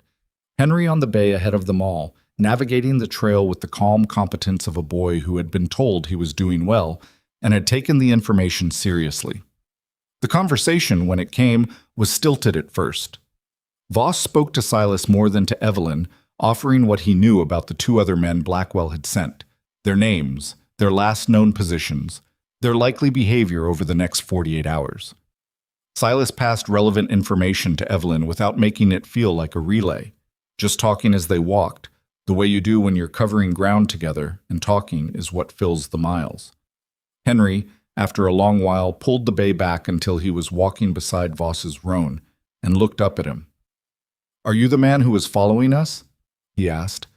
Voss looked down at the boy. "Yes," he said. "Why did you stop?" Voss thought about this. "Because it was the wrong thing to do," he said. "Following you." Henry thought about this in return. Did you know it was wrong when you started? The question sat in the air between them. Voss was quiet for longer than a polite pause required. Yes, he said finally. I did. Henry looked forward again, processing this with the same serious attention he gave everything. My teacher in Billings said most bad things happen because people know they're wrong and do them anyway, he said. She said that's different from making a mistake. She said that's a choice. Voss looked at the trail ahead of them. Your teacher was right, he said. Henry nodded as though the matter was settled and nudged the bay forward again. Evelyn had heard all of it. She didn't look at Voss, but her pace changed slightly. Something in the set of her shoulders shifted 1 degree towards something that was not yet forgiveness and might never get there, but was at least the acknowledgement that a person can hold 2 true things simultaneously, that Voss had failed when it counted and that he was here now. They made better time in the afternoon than Silas had expected, the terrain dropping into a more gradual descent as the pass worked through its final miles, the rock giving way to scrub and then to longer grass, the air warming as they lost altitude. The gray's leg held, not well, but adequately, and by late afternoon they were on a wide trail that Silas recognized as the last long approach to the Helena Valley. He called a stop at a sheltered bend where a stand of cottonwoods grew along a seasonal creek, the water still running this late in summer. Thin, but clear. The horses needed it. The people needed it more. While Henry watered the animals, Silas gathered the 3 adults around the territory map he'd been carrying in his jacket and spread it on a flat rock. We're here, he said, marking the location with his finger. Helena is 18 miles northwest. There are 2 main approach roads. He traced them. Voss says Blackwell's other men are holding the northern road. The northern road, Voss confirmed. A man named Pike. He'll stay there until he's told otherwise, which won't be for at least another day. And the valley road is the other standard approach, Silas said. We don't know for certain whether it's covered. It's not, Voss said. There were only 3 of us. Blackwell was working from the assumption that I would have intercepted you by now. Evelyn looked at him at that. He met her gaze without flinching. So the valley road is open, she said. Unless he's sent additional men from Helena itself, Voss said. Which I can't tell you. I've been in the pass for 3 days. Silas looked at the map. If he's sent men from Helena, they'd watch the commissioner's office, not the roads. He'd rather intercept the filing than intercept us. A confrontation on an open road is messy and visible. Documents that never get filed are clean. So we ride the valley road, Evelyn said. We ride the valley road, Silas agreed, but we don't go to the boarding house first. We go directly to the commissioner's office. She looked at him. It'll be late by the time we arrive. The office may be closed. Aldrich lives above the office, Voss said. Both of them looked at him. I did reconnaissance on Helena 2 months ago. Blackwell wanted to know his habits, his schedule. He has rooms above the Land Commission office on Prospect Street. He works late most nights. The typist mentioned it in one of the intercepts. You intercepted her communication, Evelyn said. Flat. Blackwell did, Voss said. I read it. Another one of those moments where the full weight of what Voss had been and done pressed against the reality of what he was offering. Evelyn absorbed it without reacting beyond a slight tightening around her eyes. Then we arrive late, she said, and we knock on his door, and we don't give anyone overnight to arrange something we can't see coming. Silas folded the map. He looked at Evelyn and at Voss and at Henry, who was standing at the edge of the creek pulling up creek grass in absent handfuls, the way children do when they're listening to adults, and pretending not to. One more thing, he said. When we get there, when we're sitting in front of Aldrich and his people are watching and Blackwell hears about it within the day, it's going to move fast. Whatever Blackwell does next, he'll do it quickly, and it won't be subtle. I know, Evelyn said. Do you have someone who can be with Henry during the proceeding? Someone in Helena you trust? She thought for a moment. Margaret Trout, the boarding house. Not if Blackwell knows about her. I don't know if he does, she said, and the not knowing had an honest, frustrated edge to it. Voss cleared his throat. Both of them looked at him. There's a woman in Helena named Frances Dalt. She runs the telegraph office on 2nd Street.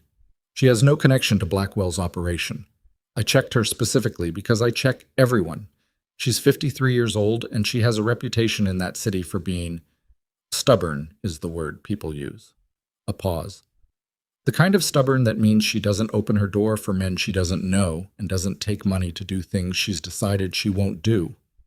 And you know her? Silas said. I know of her. I've never spoken to her. He paused again. But a woman coming to her door with a child and an honest explanation would get a different reception than a man with a vague request. Evelyn looked at Voss for a long moment. You're trying to be helpful, she said. There was no sarcasm in it. It was a genuine observation, the kind that carries its own complicated weight. I'm trying, Voss said. I don't know how well I'm doing. Better than nothing, she said, which, from Evelyn Cross at that particular moment in time, Silas understood to be a significant statement. They rode the last miles to the edge of the Helena Valley as the light went amber and long, the mountains behind them turning dark blue against the paling sky, and the lights of the city beginning to show in the distance like scattered embers. Henry rode without complaint and without sleeping, which told Silas the boy understood that something was ending and something else was beginning, and he was staying awake for the transition. They didn't speak much in those last miles. There wasn't much that needed saying that hadn't been said, and the kind of silence that settles on people moving towards something serious is different from the silence of people who have run out of words. It has a different texture, more intentional, more prepared. Silas thought about the commissioner's office, about standing in front of a federal official and putting his name to a statement, his professional record, his decade of survey work, behind everything Evelyn had spent 14 months assembling. He thought about what came after that, the exposure, the enemy made, the life in Blackwater Ridge that was already changed and would not change back. He found, somewhat to his own surprise, that he was not afraid of any of it, not unafraid in the numb way he'd been unafraid of things for 3 years, when fear required a kind of investment in the future that he hadn't been able to make, unafraid in the other way, the old way, the way of a man who knows the terrain is difficult and has chosen to cross it anyway because the thing on the other side is worth it. The lights of Helena grew closer. The bay horse, carrying Henry, moved steadily forward, and Silas Mercer, who had spent 3 years waiting for nothing, walked toward something for the first time in longer than he could clearly remember, and the walking felt, in a way he would not have trusted himself to describe, like the most natural thing in the world. The lights of Helena were closer than they looked, which was always the way with cities seen from a distance at night. They seemed to float, disconnected from the ground, and then the ground came up to meet you, and suddenly you were in streets with people and noise, and the particular smell of a place where too many lives were being lived in close proximity. They came in on the valley road at just past 9 in the evening. Silas knew Helena well enough from his surveying years to navigate without asking direction, and he led them through the quieter southern streets, avoiding the main thoroughfare where saloons and card halls were still running at full volume, keeping to the residential grid where the houses sat dark and respectable behind their fences, and the only people moving were the occasional late walker heading home with purpose. Prospect Street was 4 blocks from the center of town, a wide, flat road with a row of commercial buildings on one side and a church on the other. The Land Commission office was the 3rd building from the corner, a solid 2-story structure with the federal government's particular architectural plainness, a lamp burning above the front door, and a light showing in the upper left window that Voss had said belonged to Aldrich's rooms. They stopped half a block short. Henry goes to Francis Dalt first, Evelyn said. She'd been working through the sequence of it for the last mile. Silas could tell. The way her voice came out already decided. No deliberation left in it. Silas looked at her. You're sure? He can't be in that room when we start talking. Not tonight. She looked at Henry, who was sitting very straight on the bay and looking at the lamp above the commission office door with the focused attention of a boy who understood more than anyone had explicitly told him. Henry. He looked at her. Do you remember what I told you about being brave? Henry looked at her with those steady dark eyes. That it's not the same as not being scared, he said. That's right. She touched his knee briefly once. I need you to go with Silas for a little while, to a woman named Francis Dalt. She doesn't know us. but she'll take you in for tonight. And you? I'll be in that building, she pointed, doing what we came here to do. Henry looked at the building, then back at his mother.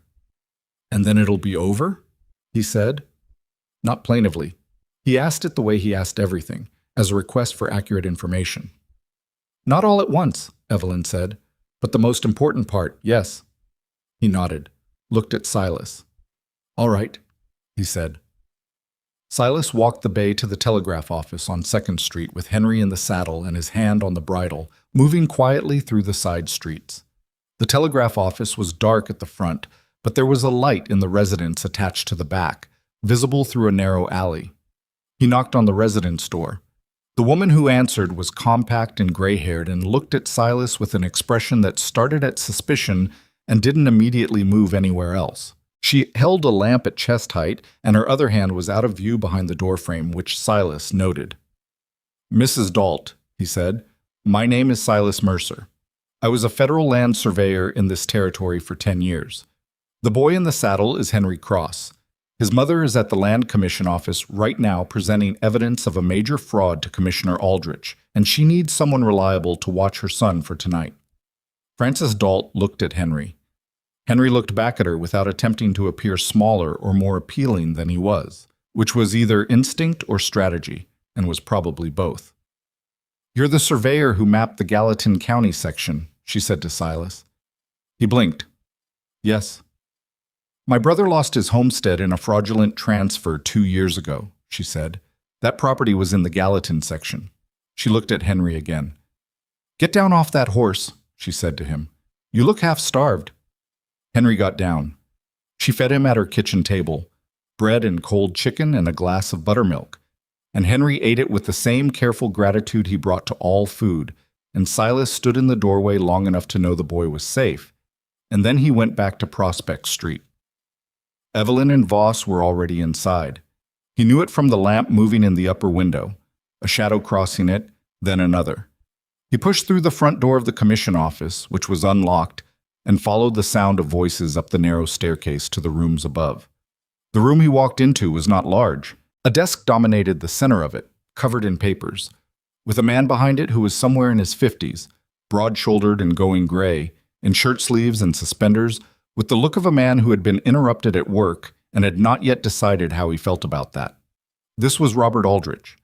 He had the careful eyes of a lawyer and the tired posture of a bureaucrat who has been fighting the same fights for a long time and has not yet won enough of them. Evelyn was standing at the near side of the desk. She had laid the documents out on the available surface, the land records, the witness statements, Pruitt's confession, and Voss's original grant document, arranged in the order she'd clearly thought through during the ride, the sequence of a story being told in physical paper. Voss stood to one side, hat in hand, with the particular stillness he always carried. Aldrich looked at Silas when he entered. And you are? Silas Mercer, federal land surveyor, retired. I mapped approximately 2/3 of the disputed parcels in this evidence set. My survey records are in your archive.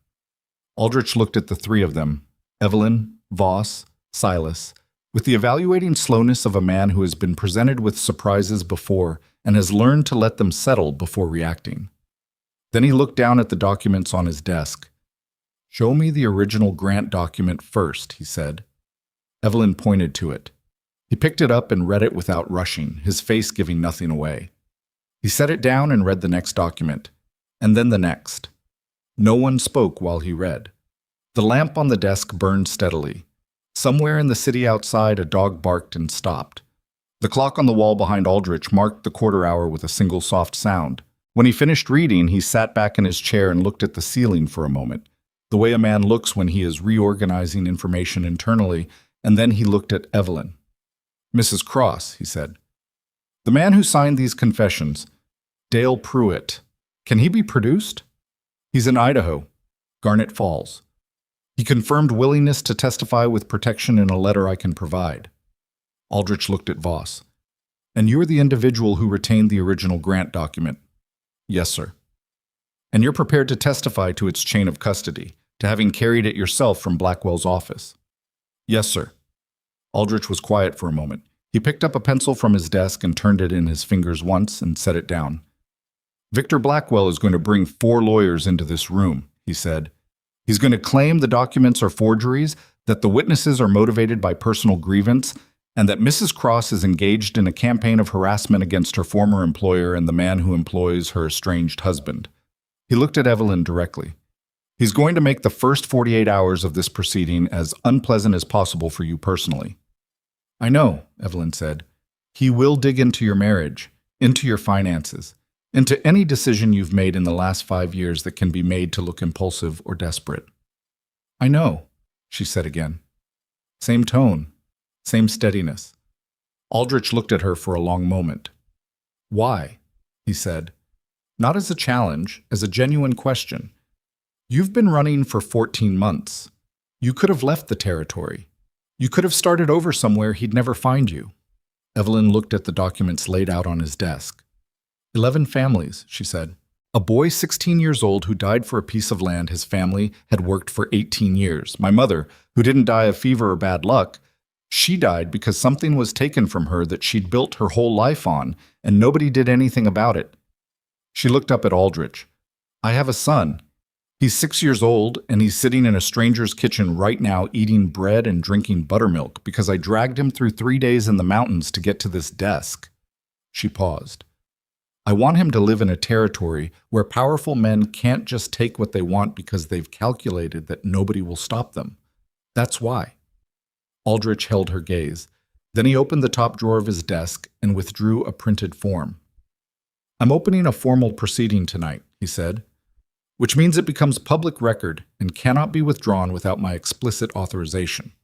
He picked up his pen. Blackwell will know before noon tomorrow. I know, Evelyn said, for the 3rd time. Aldrich wrote.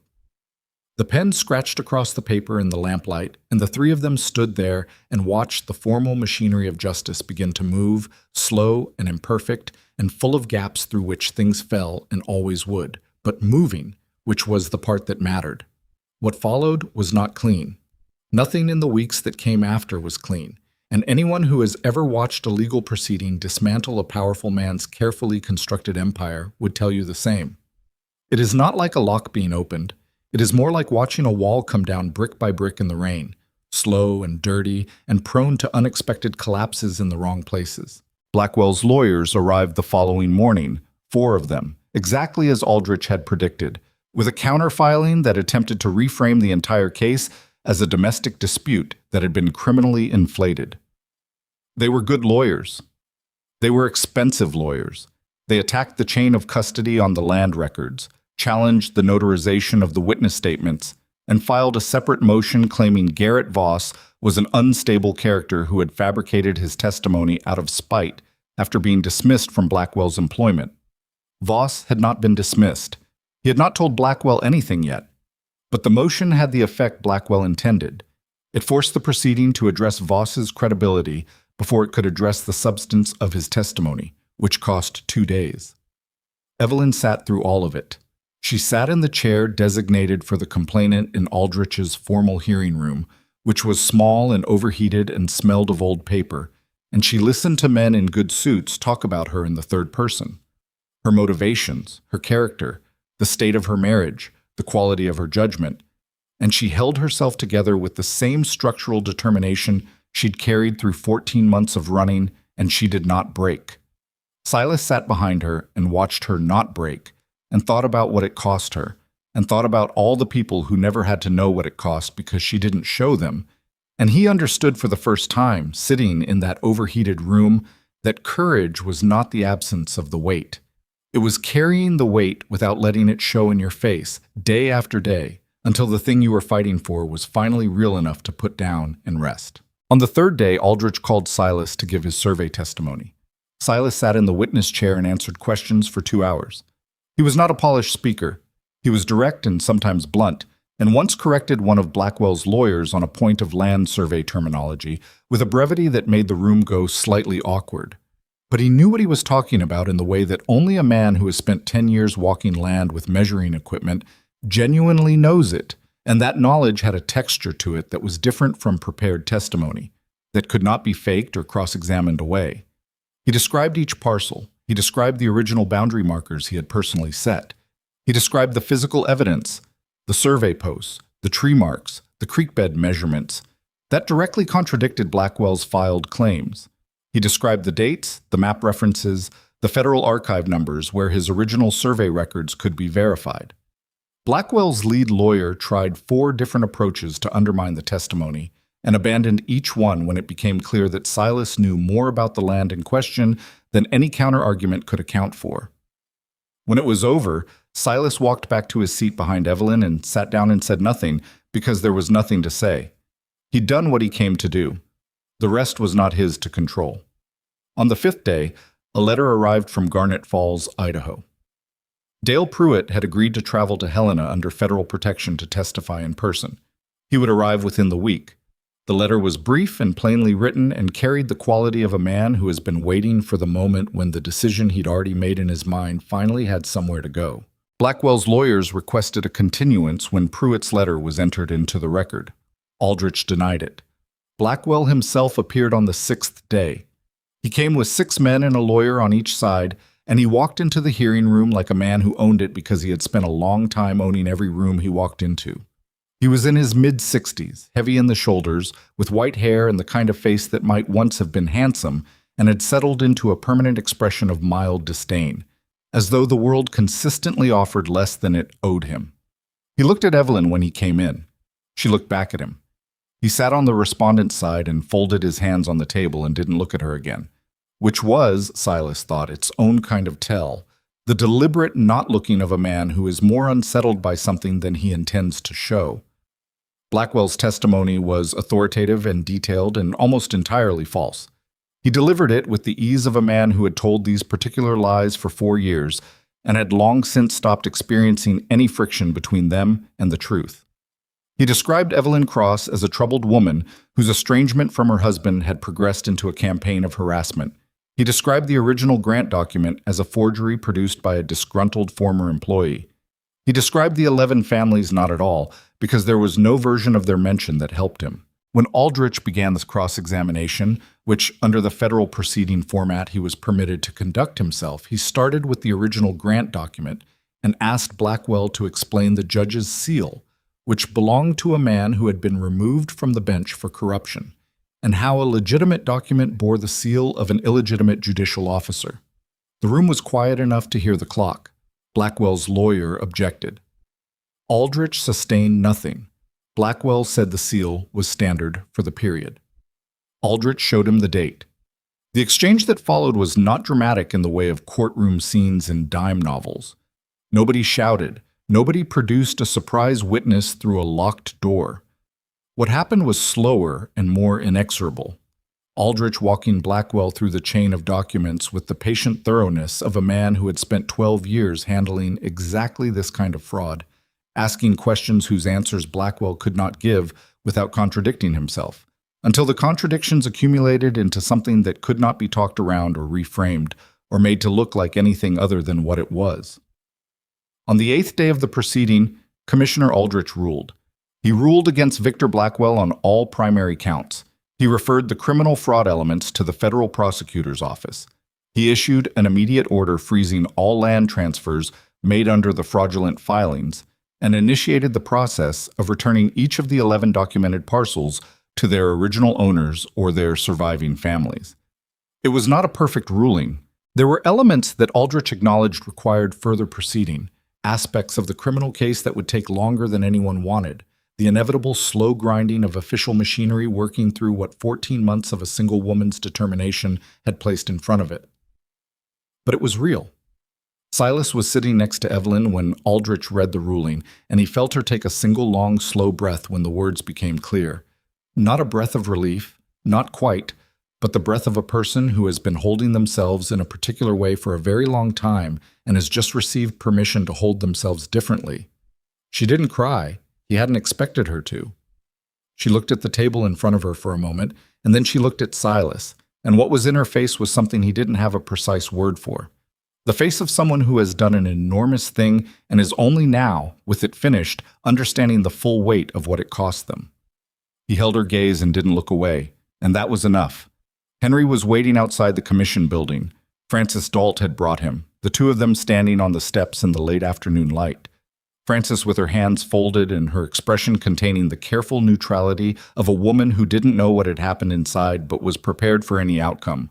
And Henry with his pack over one shoulder looking at the door with the concentrated attention of someone who has been told to wait and has taken the instructions seriously. When Evelyn came through the door, Henry looked at her face for 1 second, and then crossed the 3 steps between them at a run, not with the panicked energy of a frightened child, but with the purposeful speed of a boy who has been patient long enough and is claiming what he waited for.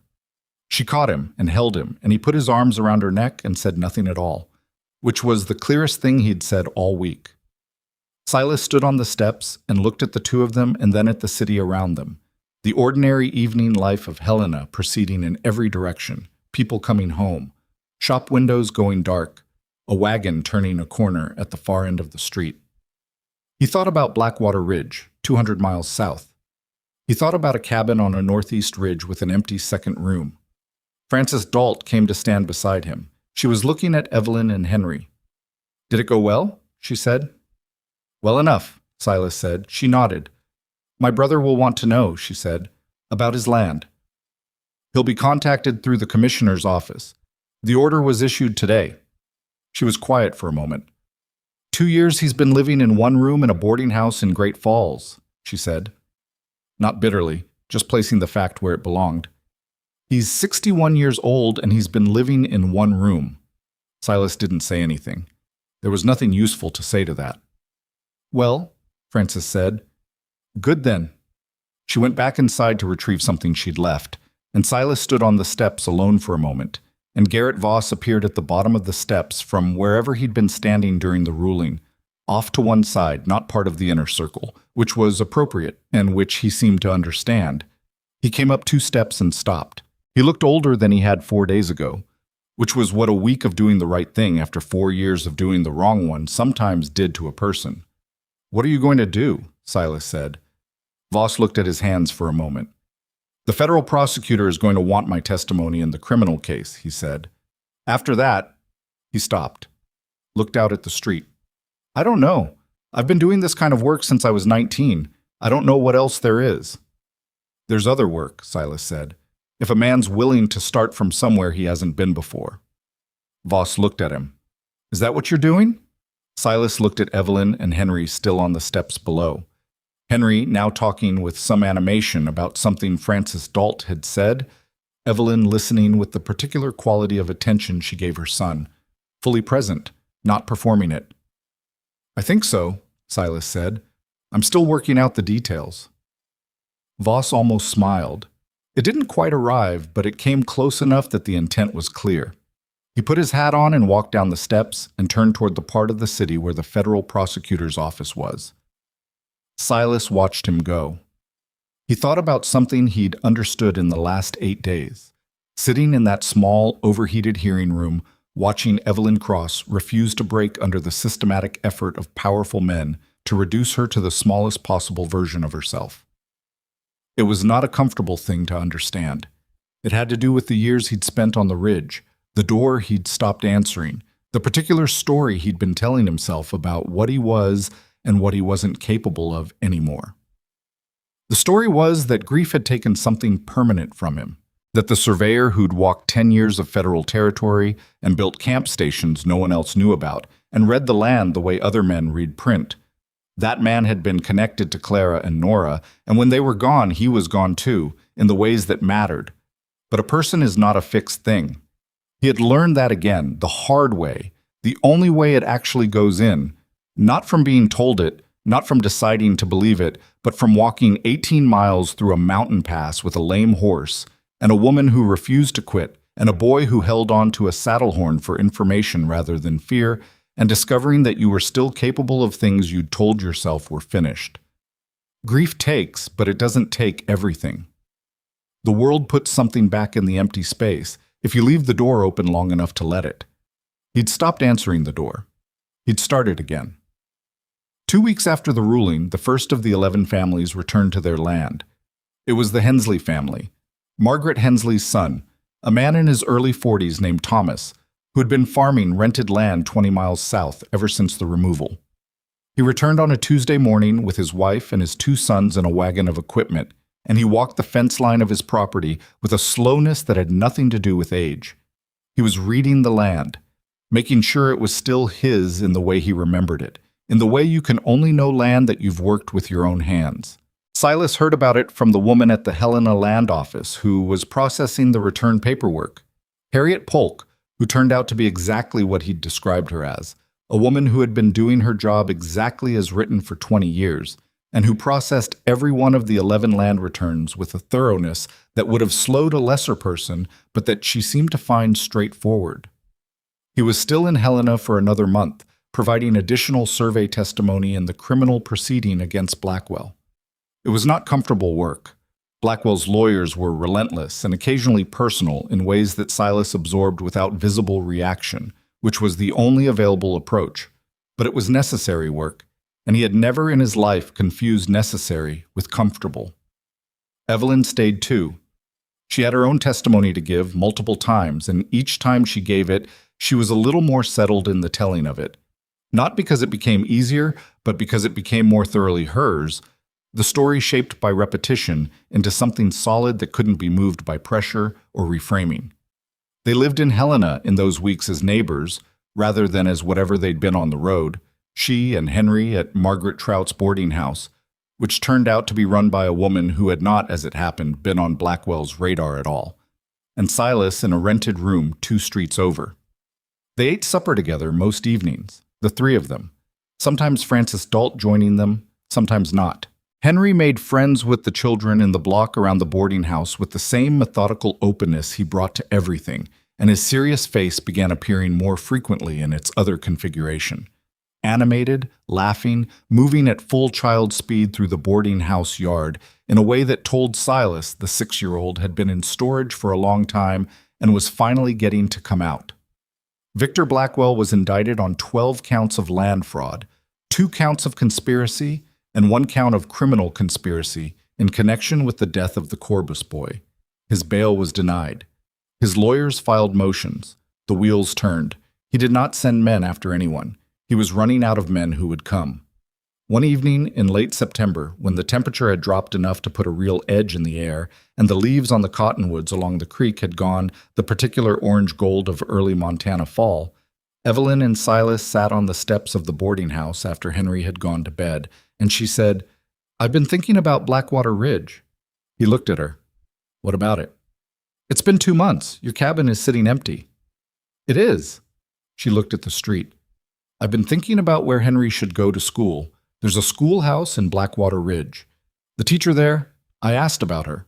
People say she's good." Silas was quiet for a moment. "People say a lot of things about Blackwater Ridge." "I know." She looked at him. The evening light was doing something specific to her face, the way evening light does when it's going gold and long in September, catching the angles of things in a way that makes them look more themselves. "I'm not asking you anything," she said. "I'm telling you what I've been thinking." "All right," he said. She looked back at the street. "The second room in your cabin," she said after a while. He waited. "It's been empty a long time," she said. "It has." She didn't say anything else immediately. Neither did he. They sat on the steps, and the evening settled around them, and a lamp came on in a window across the street, and somewhere down the block a child was called in for supper by a voice that expected to be obeyed. "I'm not the same person I was before any of this," he said finally. "No," she agreed. "Neither am I." "That's not a small thing." "No." She looked at him. "But we're both here. We walked through the same country to get to the same place. That's not nothing either." He thought about the night in the saloon, the way she'd stood at the edge of his table and asked, in the steadiest voice he'd ever heard from someone who was desperate, if her son could have what he wasn't going to eat. He thought about the way she'd said, "I'm not running." He thought about the lantern in his cabin window that he'd always left burning without knowing exactly why, except that a dark window on a dark ridge felt like a statement he wasn't ready to make. "No," he said, "it's not nothing." The fall in Blackwater Ridge came in properly that year, cold and clean, and the cabin on the northeast ridge stopped being empty. The second room filled with the sound of a boy who had learned, over the course of a difficult year, to be very quiet, and was now unlearning it in pieces, the way children do.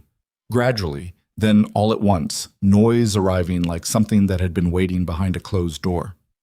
Silas fixed the fence on the south side of the property, which had gone loose while he was gone. Evelyn planted a kitchen garden in the bed he'd never gotten around to using. Henry started school in the fall term and came home each afternoon with information he considered urgent. The names of other children, the topics covered that day, the ongoing injustice of arithmetic. It was not a simple life.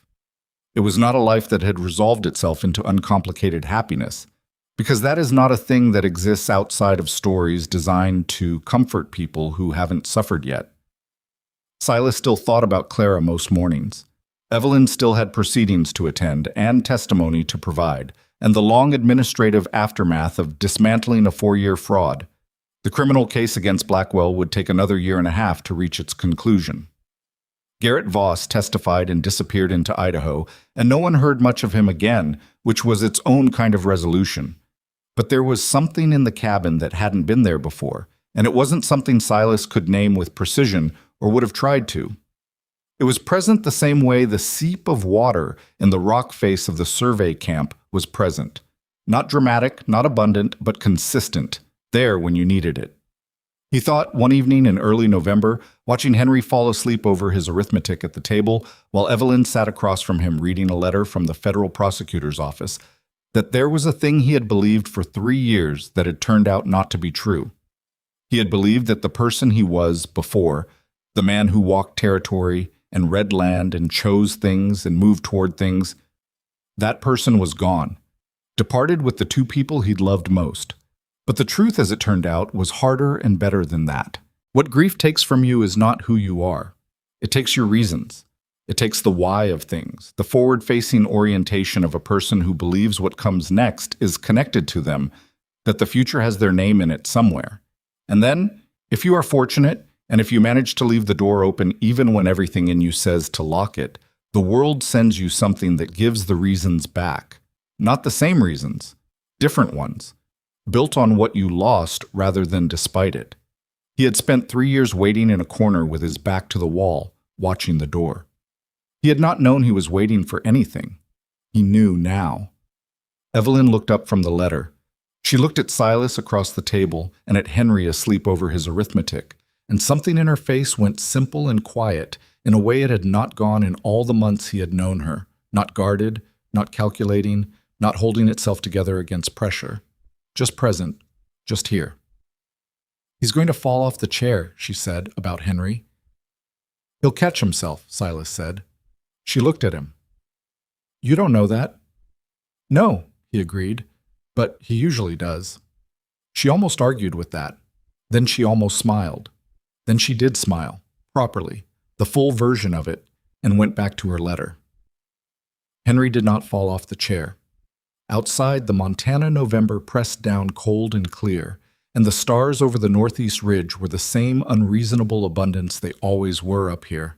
The same stars Silas had sat under for 3 years on his porch, watching nothing in particular, and they meant the same things they had always meant, which is to say they meant nothing. They were just stars. And the meaning was always the people underneath them. The lantern on the table burned steady. The cabin was full,